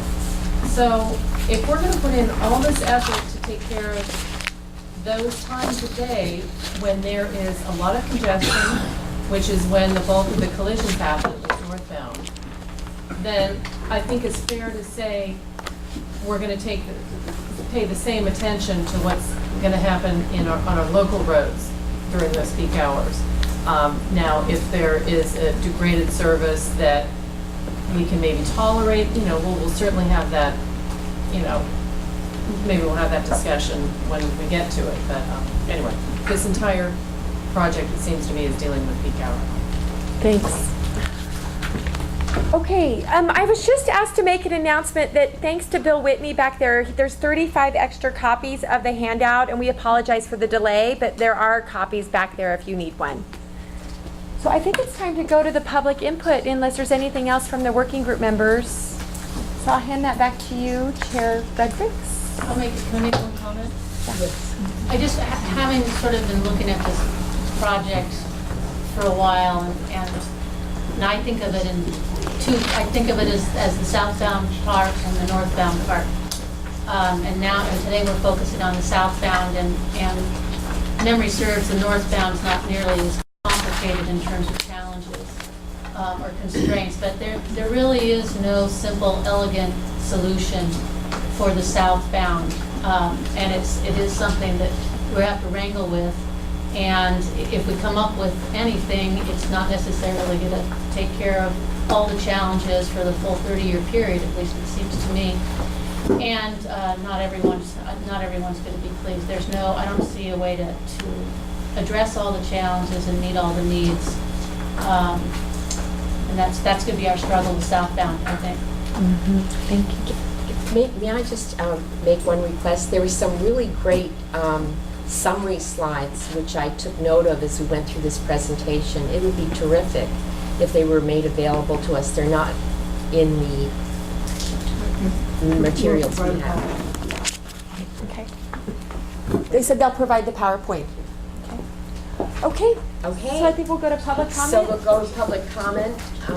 David? Thank you. David Schoenberg, Transdev. As I was listening today, two things jumped out at me that are making this process very difficult.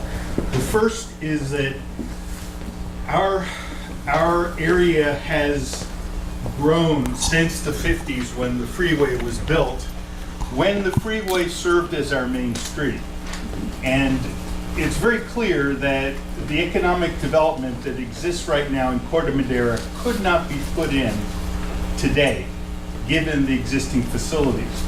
And so it strikes me that we ought to be thinking about fitting into current day context and standards as a way of recognizing the realities of where we've grown to. Corte Madera has been very successful in generating economic activity, and there are consequences to that. That said, my second observation is that this process is much harder if we're trying to resolve traffic conditions for the next 20 plus years. And toward that end, I have put at each of your seats a proposal for a temporary experiment that would look at the possibility of these foreclosures and seeing what happens. With the idea being, because it's only temporary, we can move away from what I have to believe is heavily mythologized fear and loathing in the streets about what would happen if any of these individual options were actually implemented. That we have the opportunity at a very low cost to actually try these out and see what happens in real world context in the near future. And my thought is that rather than dealing with, oh my God, what might happen, that if we tested something like this out for, let's say, 3 months, if there were an adequate campaign of public information to get people up to speed, then maybe we could learn something really useful. And maybe it's possible to resolve these problems without spending $140 million. And maybe there's something that we could use that money on that would actually provide more benefit. Thank you. Thank you very much. Yes. Nancy Wenninger, I live in Larkspur. I want to make two comments. One about traffic on local streets. Everything that you've seen today talks about addressing traffic on local streets as well as the freeway in terms of infrastructure improvements. I want to remind you of Dan Kilmer's edict that we should be looking at reducing vehicle miles traveled and not just creating infrastructure to accommodate all those extra cars. Second comment is on those rare occasions when I am coming southbound on 101 in a car as opposed to riding my bike through Cal Park Tunnel as I usually do, I do use the Madera exit to take a very circuitous route to get to my home in Larkspur. I would be perfectly content to drive 600 feet further south, get off on Tamalpais and come into my home in that direction. And I suspect a lot of my neighbors would feel the same. Thank you. Is there further comment? Yes. Cindy went to Greenbrae, and I had to speak up to the Madera exit because I'm at Best Western several times a week, and that hotel is absolutely dependent on Madera.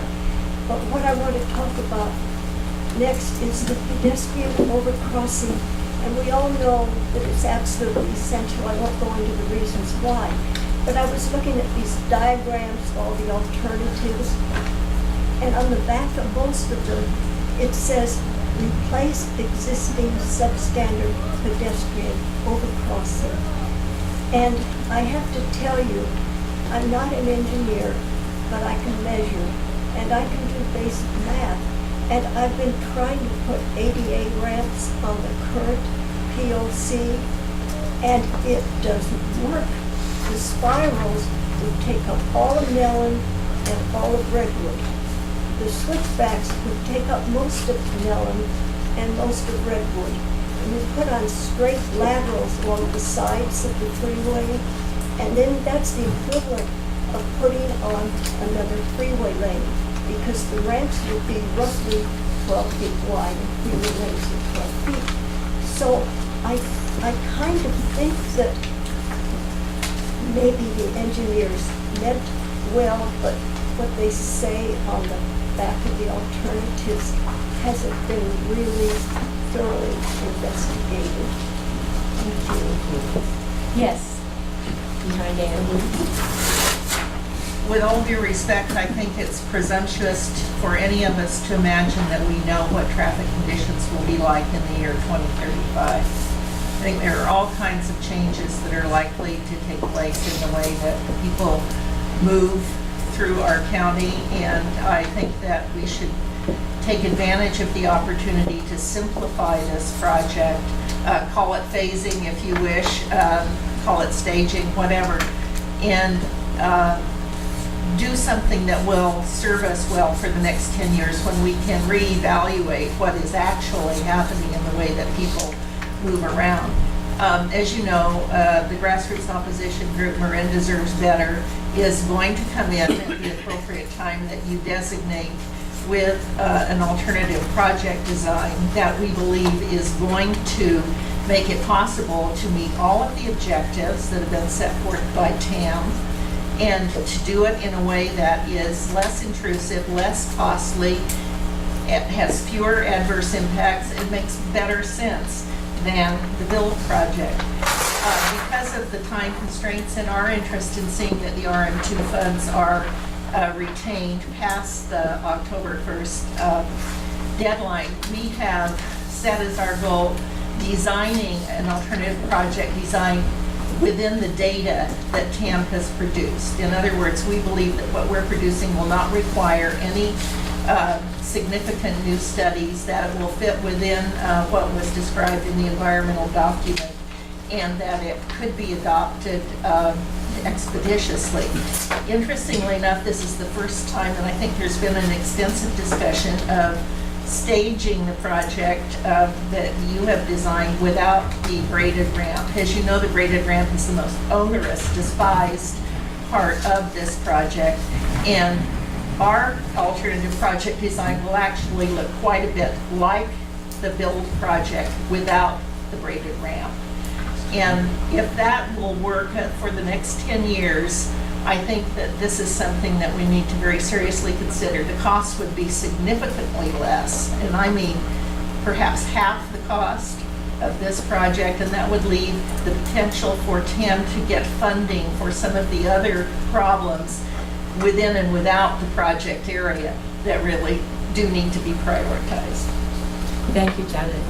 Yes, in the back, the gentleman with the blue sleeve. That's you. That's you, Larry. Yes, I'm Barry, Toronto. I want to thank you all for being here. It's tough to have an extra meeting to have to deal with something that should have been dealt with years ago. And I guess I'm supposed to focus on this now, and then afterward I'll focus on what happened at the TAM meeting last week. But I think to even think about closing Pfeiffer Madera ramps, off ramps, should not even be in anyone's mind anymore. My parents have moved to Marin in 1961, and I've been to almost every long time low place in that area along many times. And the way it's built and designed over there, each off ramp has a special purpose for what people do in that area, or people live or interact. They just don't go to shop. They go to the DMV. They go to the high school. They go hiking. You can't just all of a sudden to close a ramp and figure out how people are going to get somewhere. There'll be a whole relearning process. So I think that the thing is that it might be consider maybe not having, you don't have an on ramp to the freeway at Madera, but I think the idea of having the frontage road between Madera and Tamalpais by the shopping center, I think sounds like a good idea to alleviate a lot of the traffic on Tamil Vista. I think it might be a good consideration to help with that. You can't have a frontage road over between Madera and Warner, because I believe the shopping center is right next to the freeway. That won't work, but without destroying the shopping center. But I think that you should consider some frontage road that's going to help alleviate traffic. And also, the one last point is Neelan. I think you should consider maybe reopening it and having a one-way street going southbound, so it connects with Warner as a possibility as well. Okay? Thank you. Thank you very much. Yes, here in the front. Thank you. I'm Maureen Gaffney with San Francisco Bay Trail Project. I just wanted to comment that in the attachment, item 3, attachment 1, that talks about some of the identifying what the problems are in the packet. That I appreciate that the gap in the Bay Trail was included, but it says alignment across toward Madera Creek recommended, and that is true. But it's more than that. Just wanted to clarify that it looks like with the existing project that there would be a crossing across toward Madera Creek. We wanted it, the gap in the Bay Trail actually goes from here all the way around to Warnham. So just to clarify that it's the whole thing. It's not just the Port of Madera, the piece over Port of Madera Creek. And as a Larkspur resident, I'd like to second Nancy's comment that I take that exit as well. Sometimes to get to where I live on Piedmont Road would be a big problem to continue up to Tamalpais in service of the larger effort here. Yes, Andy. Andy Perry, Marin County Bicycle Coalition. I would actually like to request that a similar treatment to this happen at the next meeting on all the bike ped facilities, because as you all know, or as many of you know, there's a lot of there's not actually as many options, but there's a lot of different facilities that were designed into this. And as we talk about options for the future, it's really important to know where we came from in the past, and that vis-a-vis where some of the suggestions that some of the groups are going to be making to this group in the coming weeks. I know that's the plan. Let's see if the staff can clarify. We are thinking that would be the next meeting, that they would start addressing that along with the northbound. And we do northbound and bike ped, and then do the new options we're thinking at the first in June. All right, let me take this last comment. We need to wrap up. The gentleman in the red shirt here in the front. That would be you, sir. Thank you. Right there, yeah. We Well, can do both. you know- Let's do both and then we'll- All right, and Scott too, but let this gentleman in the front. That would be you. Mostly a question. On this map, my impression is that this congestion down here seems to be coming from in this direction, and that's where all this congestion is. It's my impression when I come down through here in this direction. And so my question is that what is indeed happening? Is this the congestion caused by all these offices here and Redwood High School? That's Can you just the say your question. name, sir, for the minutes? Pardon me? Could you say your name for the minutes, Dwayne please? Price, Thank Larkspur. you. Thank you, Dwayne. Yes, Scott. Scott Stokes, resident, San Rafael. Since we're talking about past plans, the 4-year-old Plan Simple that's now mounted on the back once again is submitted before a number of times a month ago. Just the last meeting, Katie asked, well, I'd like to see it. Well, once again, I've actually sent an email to Gina that gives a Dropbox address for Plan Simple.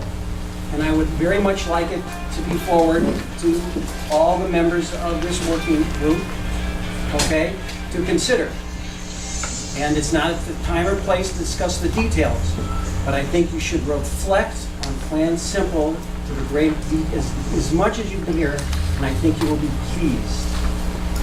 Thank you, Scott. I will wrap up the public Going out to everybody. input now. Sorry. And turn it back to Gina. Okay, yeah, we're getting kicked out. We really have to be on time tonight. So if you could just look at the meeting framework, it's attachment, I ripped mine out. It's item 3, attachment 3 in the packet, the original packet. There's just a couple things that we want to go over and we need your guidance on. So the plan is, what we were thinking is on May 20th, you would do the northbound, the bicycle and pedestrian, and then in June, we would look at the new options starting on June 10th. And so I wanted to see if that works for everybody. We shift to that? Sounds good? And then we'd like a little input on looking at the new public options, and there's 3 areas we need to check in on.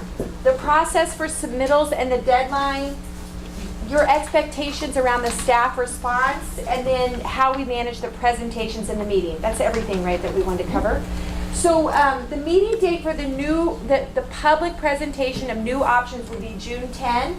The process for submittals, one idea that we had is that it be somewhat like the fact sheet text, that there could be a submittal form with the description, the benefits, the challenges, and the responsiveness to elements on the problem set. And that could just be like a Word document anyone who has a proponent could provide for all of you, and we could receive those in advance and you could review them in advance. So that's one idea. Does that seem like that would work? Uh-huh. Is there not the opportunity for staff to sit down with who's got a fleshed out proposal to just to vet through it, to make sure there's no deal breakers with regards to legal requirements of Caltrans or something else? It just to vet that piece of it initially with staff before it comes to us? Well, that was the second thing we wanted to ask, is what should the staff response be in evaluating these options in advance? So I don't know what others think, or... I think that's a terrific idea, and that was going to be my question to you. Would you be willing to, outside of this meeting, look at some of the alternatives coming forward before they come to this group? Yeah, I think that's a great idea in support of, of course, we have the consultant project team, but my traffic operations staff and design staff and environmental staff could have expertise in those same sessions. Just to give those coming forward the confidence that before they present stuff here, they're getting some... It would provide the completed staff work for the working group. Yeah, Diane and then Alice. Okay, I have 2 things. First of all, I'm very concerned about the per hour cost of the consultants, and if we have everybody who has an idea coming forward to be evaluated by the consultant group, before we even get to some preliminary vetting, I think that could get really costly really quick.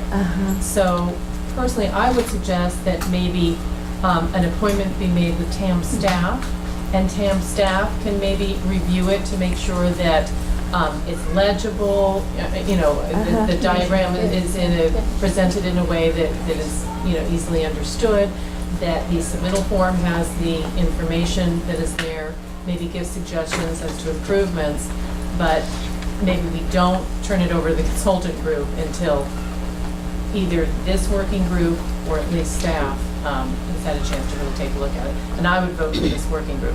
I also had a comment about the submittal form. At the last working group meeting. Can I just pause you on that before we go to that, and let's resolve this issue around the review, and then we'll come to that next, just so we can wrap it up. Are you on this? Yeah, I'm sort of on that. It is a concern what costs are using consultants. And so I would ask if our staff is actually capable of identifying deal breakers. And maybe, go ahead. Well, Dan McElhaney just referred to the concept of complete staff work on this. We can do what we can. I'm not a traffic engineer, nor a geometric expert. So we can administer the application, but in terms of technical review, it would likely be some review, but it could be deficient in some of the questions you've been asking. Traffic on local streets, what is the relationship to Caltrans standards, et cetera. We don't have the capacity at the staff level to do that work. Okay, Mayor Phillips, and then back to you, Supervisor. Well, I'm just going to say I'm not a traffic engineer, and if there's not some screening to tell me whether or not it's within the parameters, let's say, the 1,600 feet or whatever it is, then I'm not going to have a clue. So I need somebody to filter this. But when it comes to complete, I agree with Diana. Complete, I think we heard at the last TAM meeting, that's not where we want to go. So it has to be something less than complete. It's not the staff, I don't know what it is, but it has to be some level. Otherwise, I think we're going to flounder. Okay. I think staff is armed with enough knowledge and expertise to be able to screen at a pretty high level without bringing in a bunch of outside consultants. And if there's something there that is going to need that next vetting, I don't see proposals coming through that are going to be that much different than something we've looked at already, would be my guess. So would it be maybe kind of marrying the ideas that maybe staff have a preliminary look and make sure that the information is clear for you to at least absorb it and receive it, but then if something has merit that you all think you want to have more time and attention put in and maybe more detailed analyses, that you would do that out of your meeting where you evaluate the options? Maybe? I would think that if staff sees deal breakers, they can identify them. If they have questions, they can let us know that they don't have the expertise to analyze this, so they have a question mark. But I have a feeling the initial screening by staff will be the vetting that we need before it comes here, frankly. Executive Director, can I put you on the spot? Are you comfortable with that? Look, we have a full plate. We're not traffic engineers or geometric experts. We can take our best guess and tell you what we don't know. Okay. So that much we can do. Okay, does that sound good? And then with regards to, so then the idea of a submittal form, did you have some ideas on that? Well, yes, at the last working group meeting, I had suggested originally 3, and then I expanded it to 4 different categories for the fact sheet, otherwise known as the submittal form. Features, advantages, disadvantages, and impacts. If you want to call it description instead of features, that's okay with me. If you want to call it benefits instead of features, advantages, disadvantages, and impacts? Impacts. Okay. But I think using the term challenges is not precise enough, and I would like to see challenges broken out to disadvantages and impacts. Okay. Okay, any other feedback on the way the form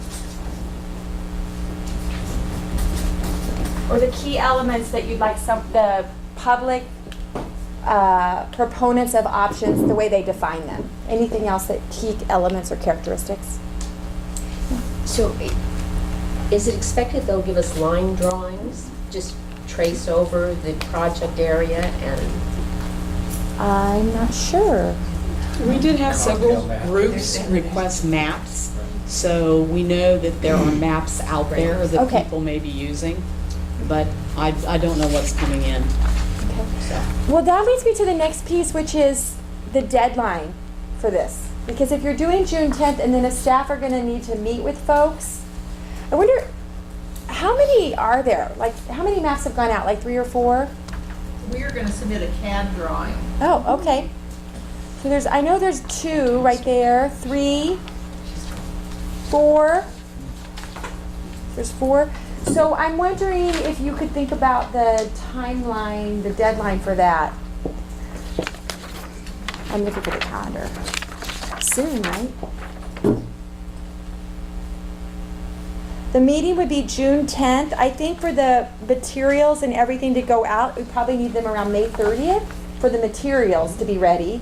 So then if you wanted to meet, probably start meeting soon, right? Yeah, and we welcome a meeting anytime that people can come in and give us the summary of your proposal, and we can begin some discourse anytime. I think we, in order to send something out to the group, we like to do it a week in advance, so we're looking at June 3rd. So May 30th? The week before, we'd like to get all the meetings wrapped up by the week before. So maybe the deadline on the materials submittal would be May 30th, because then that would give a few days to put it into a packet to go out? Actually, Or let's more? go early that week if possible, with meetings that week to go Meetings back and that same forth week? and discuss some of the benefits, disadvantages, impacts. We'd like to Okay. kind of understand that, provide you feedback on that issue without doing all this prior to the mail out, the day or two before the mail out. So can you look at that, can you tell me what might work well as far as that? Go ahead. I want to be precise. We're talking about the deadline for the June 10th Yes. meeting.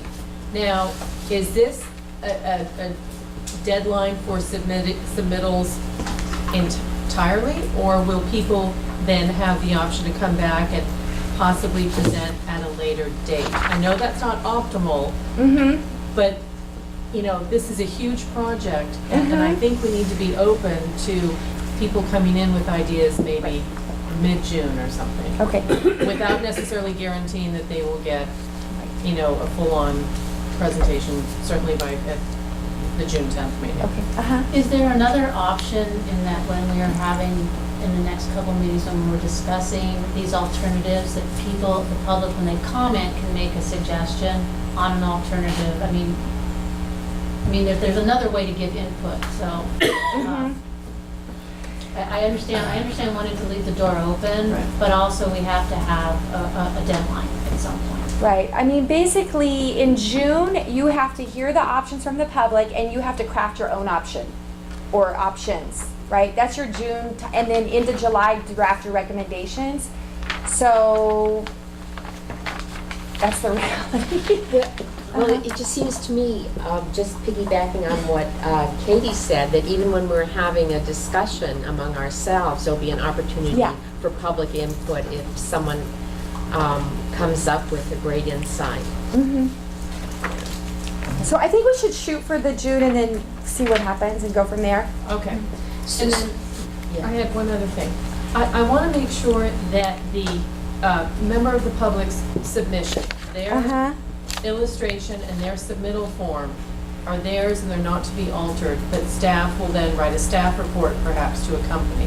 But I don't want staff to be changing without the submitter's approval any materials. For instance, I don't want staff vetoing certain projects or saying this can't be done or this can't be done without the submitter, the person submitting, having the option I to agree. revise.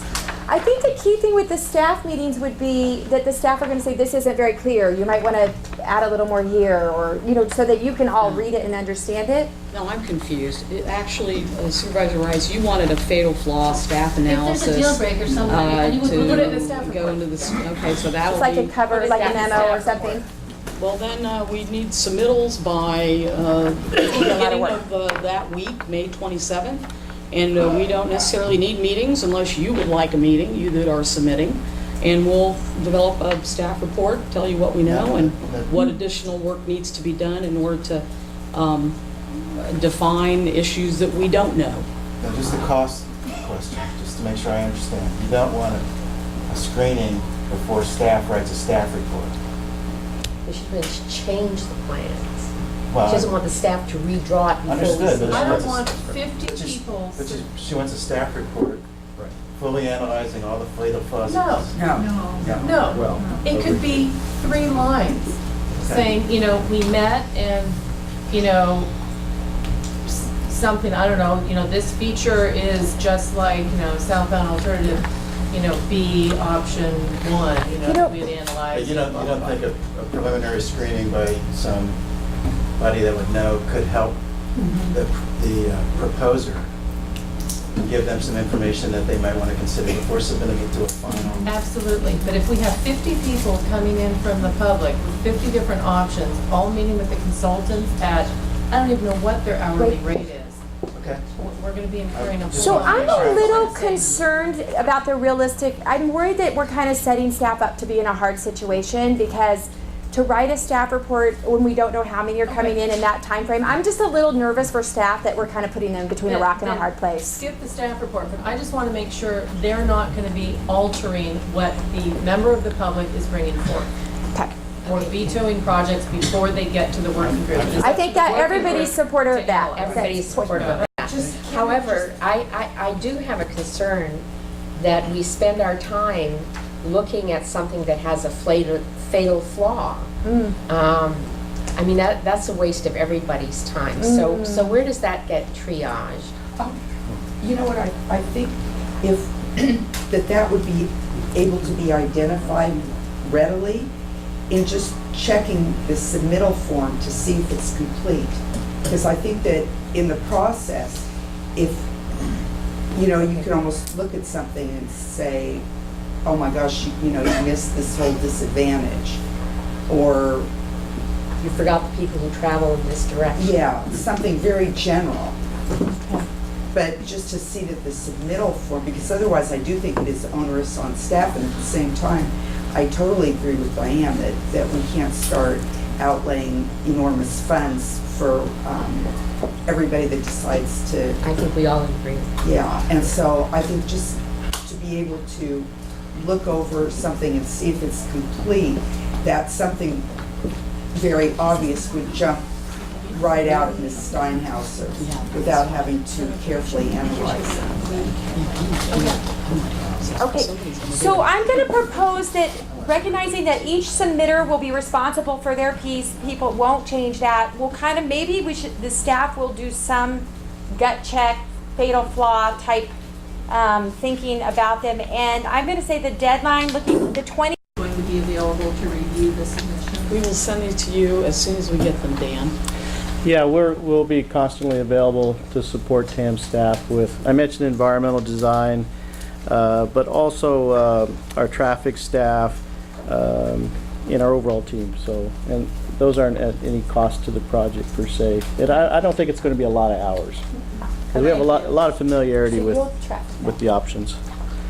And it sounds like though, if folks, that this is really the deadline for the submittal, so if folks want to meet and have input or discuss things, it would be preferable to do it before the deadline, okay? Because the deadline is going to be getting things together, staff looking at review.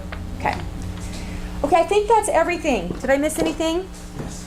Do we have any, I don't think there's any information requests to be prioritized out of here. Are there? Did you have anything? Well, let me just say this. Several of you asked about phase 1 and doing that only and what would happen. This is without the grade or the structures. That would trigger some potential impacts that we would need to spend some time analyzing if you're interested in pursuing that.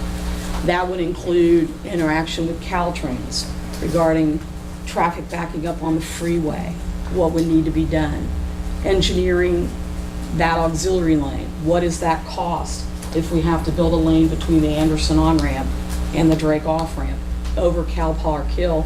Next time you drive it, look at it, there's not a lot of room. because you have the Cow Park Tunnel on one side and that big retaining wall on the other. What could we do there? What would be that cost? We would also, Dave Precy mentioned, traffic on Drake. Now you have traffic all getting off to go to Pfeiffer, getting off at Drake, getting onto that ramp over the creek, having to weave, backing up traffic on Drake. What is the detail there? And then and also the trigger question. Could we do this? And then at what point would it not work? And what could be the trigger? If you want analysis on this, my process now is to go to the TAM board and get their approval. They meet next Monday. That's their May meeting. They don't meet after that till June 24th. So if you think you want any of that analysis, it would need to come to the TAM board for approval, the funding for it, at the June 24th meeting. Keep that in mind, that then gives us a very short period of time between June and July to bring that back to you if you want to consider that as one of your southbound improvement options. But those pieces are missing. The other option that came from the audience, I didn't hear you react, was mapping for the bike pedestrian improvements. We have no authority to do mapping of these bike ped improvements. We can bring you what we've gotten from the advocacy groups and try and explain it. If you want some more analysis there, we would need to bring that to the TAM board for authorization, including mapping. We're not doing mapping at this point. So we can kind of start, my recommendation is start the bike ped. I think you're going to get a lot of it from the diagrams that we have and the work that we've received from some of the public. Just keep in mind that if you want anything else there, that has to go back for approval and authorization for expenses also. So that's, I just wanted to point that out to you. That's, there's a chance that's pushing some of this back. Can we hold off on the decision on whether to do that extra analysis on the phasing for a couple, when do you need to have that decision by? The TAM board meets next Monday. The next meeting is June 24th. You can hold off and ask them June 24th, but if you start to move in that direction, that's going to take a little bit of work to do that engineering, traffic, and cost analysis. So it pushes you further into July and even August if the TAM board doesn't authorize it till June 24th, or we have a special TAM board meeting, which I'm not advocating. We have plenty of meetings now. Go ahead. Yes, we do have. Yes, we do. Okay. This, of course, is an issue beyond just the issue with phasing. Yeah. As Executive Director Steinhauser said, it also has to do with things like mapping the bike path. But if we're going to be seriously looking at phasing, I think we need to think about whether or not the flyover off-ramp is a deal breaker. I would hate to start spending a lot of money looking into phasing a project when it appears the community is adamantly against phase 2, and it's quite possible that phase 2 will never be built. Why would we invest all that money in phase 1? Why wouldn't we instead look for an option that really kind of hopefully solves the problems rather than just taking a little bite of a 3-phase project that will never be completed? So I just want to throw that out there. And respecting that, which is an important consideration, the other option is we do not invest public funds for an improvement that lasts 7 or 10 years. In fact, certain types of funds, you can't use them for an improvement that lasts 7 or 10 years. So that's something else. That would be our first litmus test, is to go back to Caltrans. We were hoping for FHWA funds in the future. We're doing a NEPA clearance for that purpose. What is their reaction to that phased approach? So meetings with Caltrans, that coordination we would have to do as well. So there's, that's kind of 2 issues that would have to be covered. But I think it's important to get back to the concept that I believe a member of the public mentioned. That is, in 10 years, we will know a lot more about traffic trends, because we've got some big issues going on in this area that we don't fully understand at this point. We've got transit-oriented development happening. We've got a smart train coming in. We've got potential expansion of ferry service, and we might even someday have development at the San Quentin at Point San Quentin if the prison ever closes. That could be the equivalent of a whole new town. So there are a lot of things that are going to impact this area that right now we kind of aren't even looking at. So that's just one way that we might actually justify going for a 10-year solution rather than a 30. So I know we have to wrap. I just want to say, I'm having a little process red flag, which is that it sounds like unless you go to the board, the TAM board on Monday for some type of funding for doing additional analyses of the options that you generate, you're basically going to be waiting until the end of June to have that funding authorized. It just seems like there's, whether it's this phase one or something else, it seems like there's quite a drag there for you all. I don't know if that's a concern for others, but I don't recall whether or not we crossed this bridge, but certainly the executive committee meets before the 24th. So is there some way we could jerry-rig this so the executive committee could authorize the expenditure? The TAM board administrative code does not allow the executive committee to make independent decisions for the entire board. So if there are not funds available right now as part of the project to build that rated ramp, phase 2,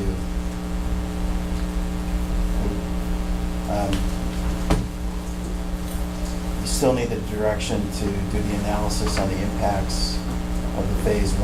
Correct. And what kind of direction you need? You need direction from this working group? Well, this working group needs to indicate that, especially with what you heard from the Marine Reserve's Better representative, is something that you might want to consider, is the no structure alternative. And so you need direction from this working group? Yes, that you would like further work done on that. Sounds like you need so a struggle. you can consider it.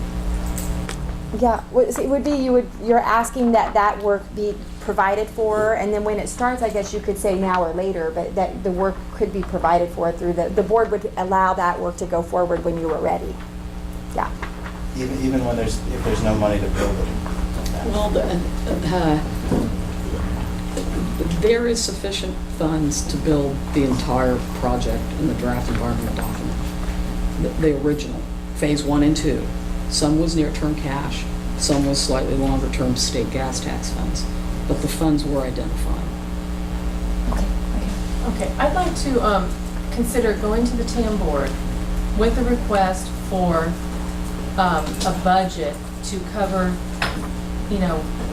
some analysis without necessarily identifying what the analysis would be, but ask the TAM board to authorize it if the working group so chooses to pursue it and votes on it.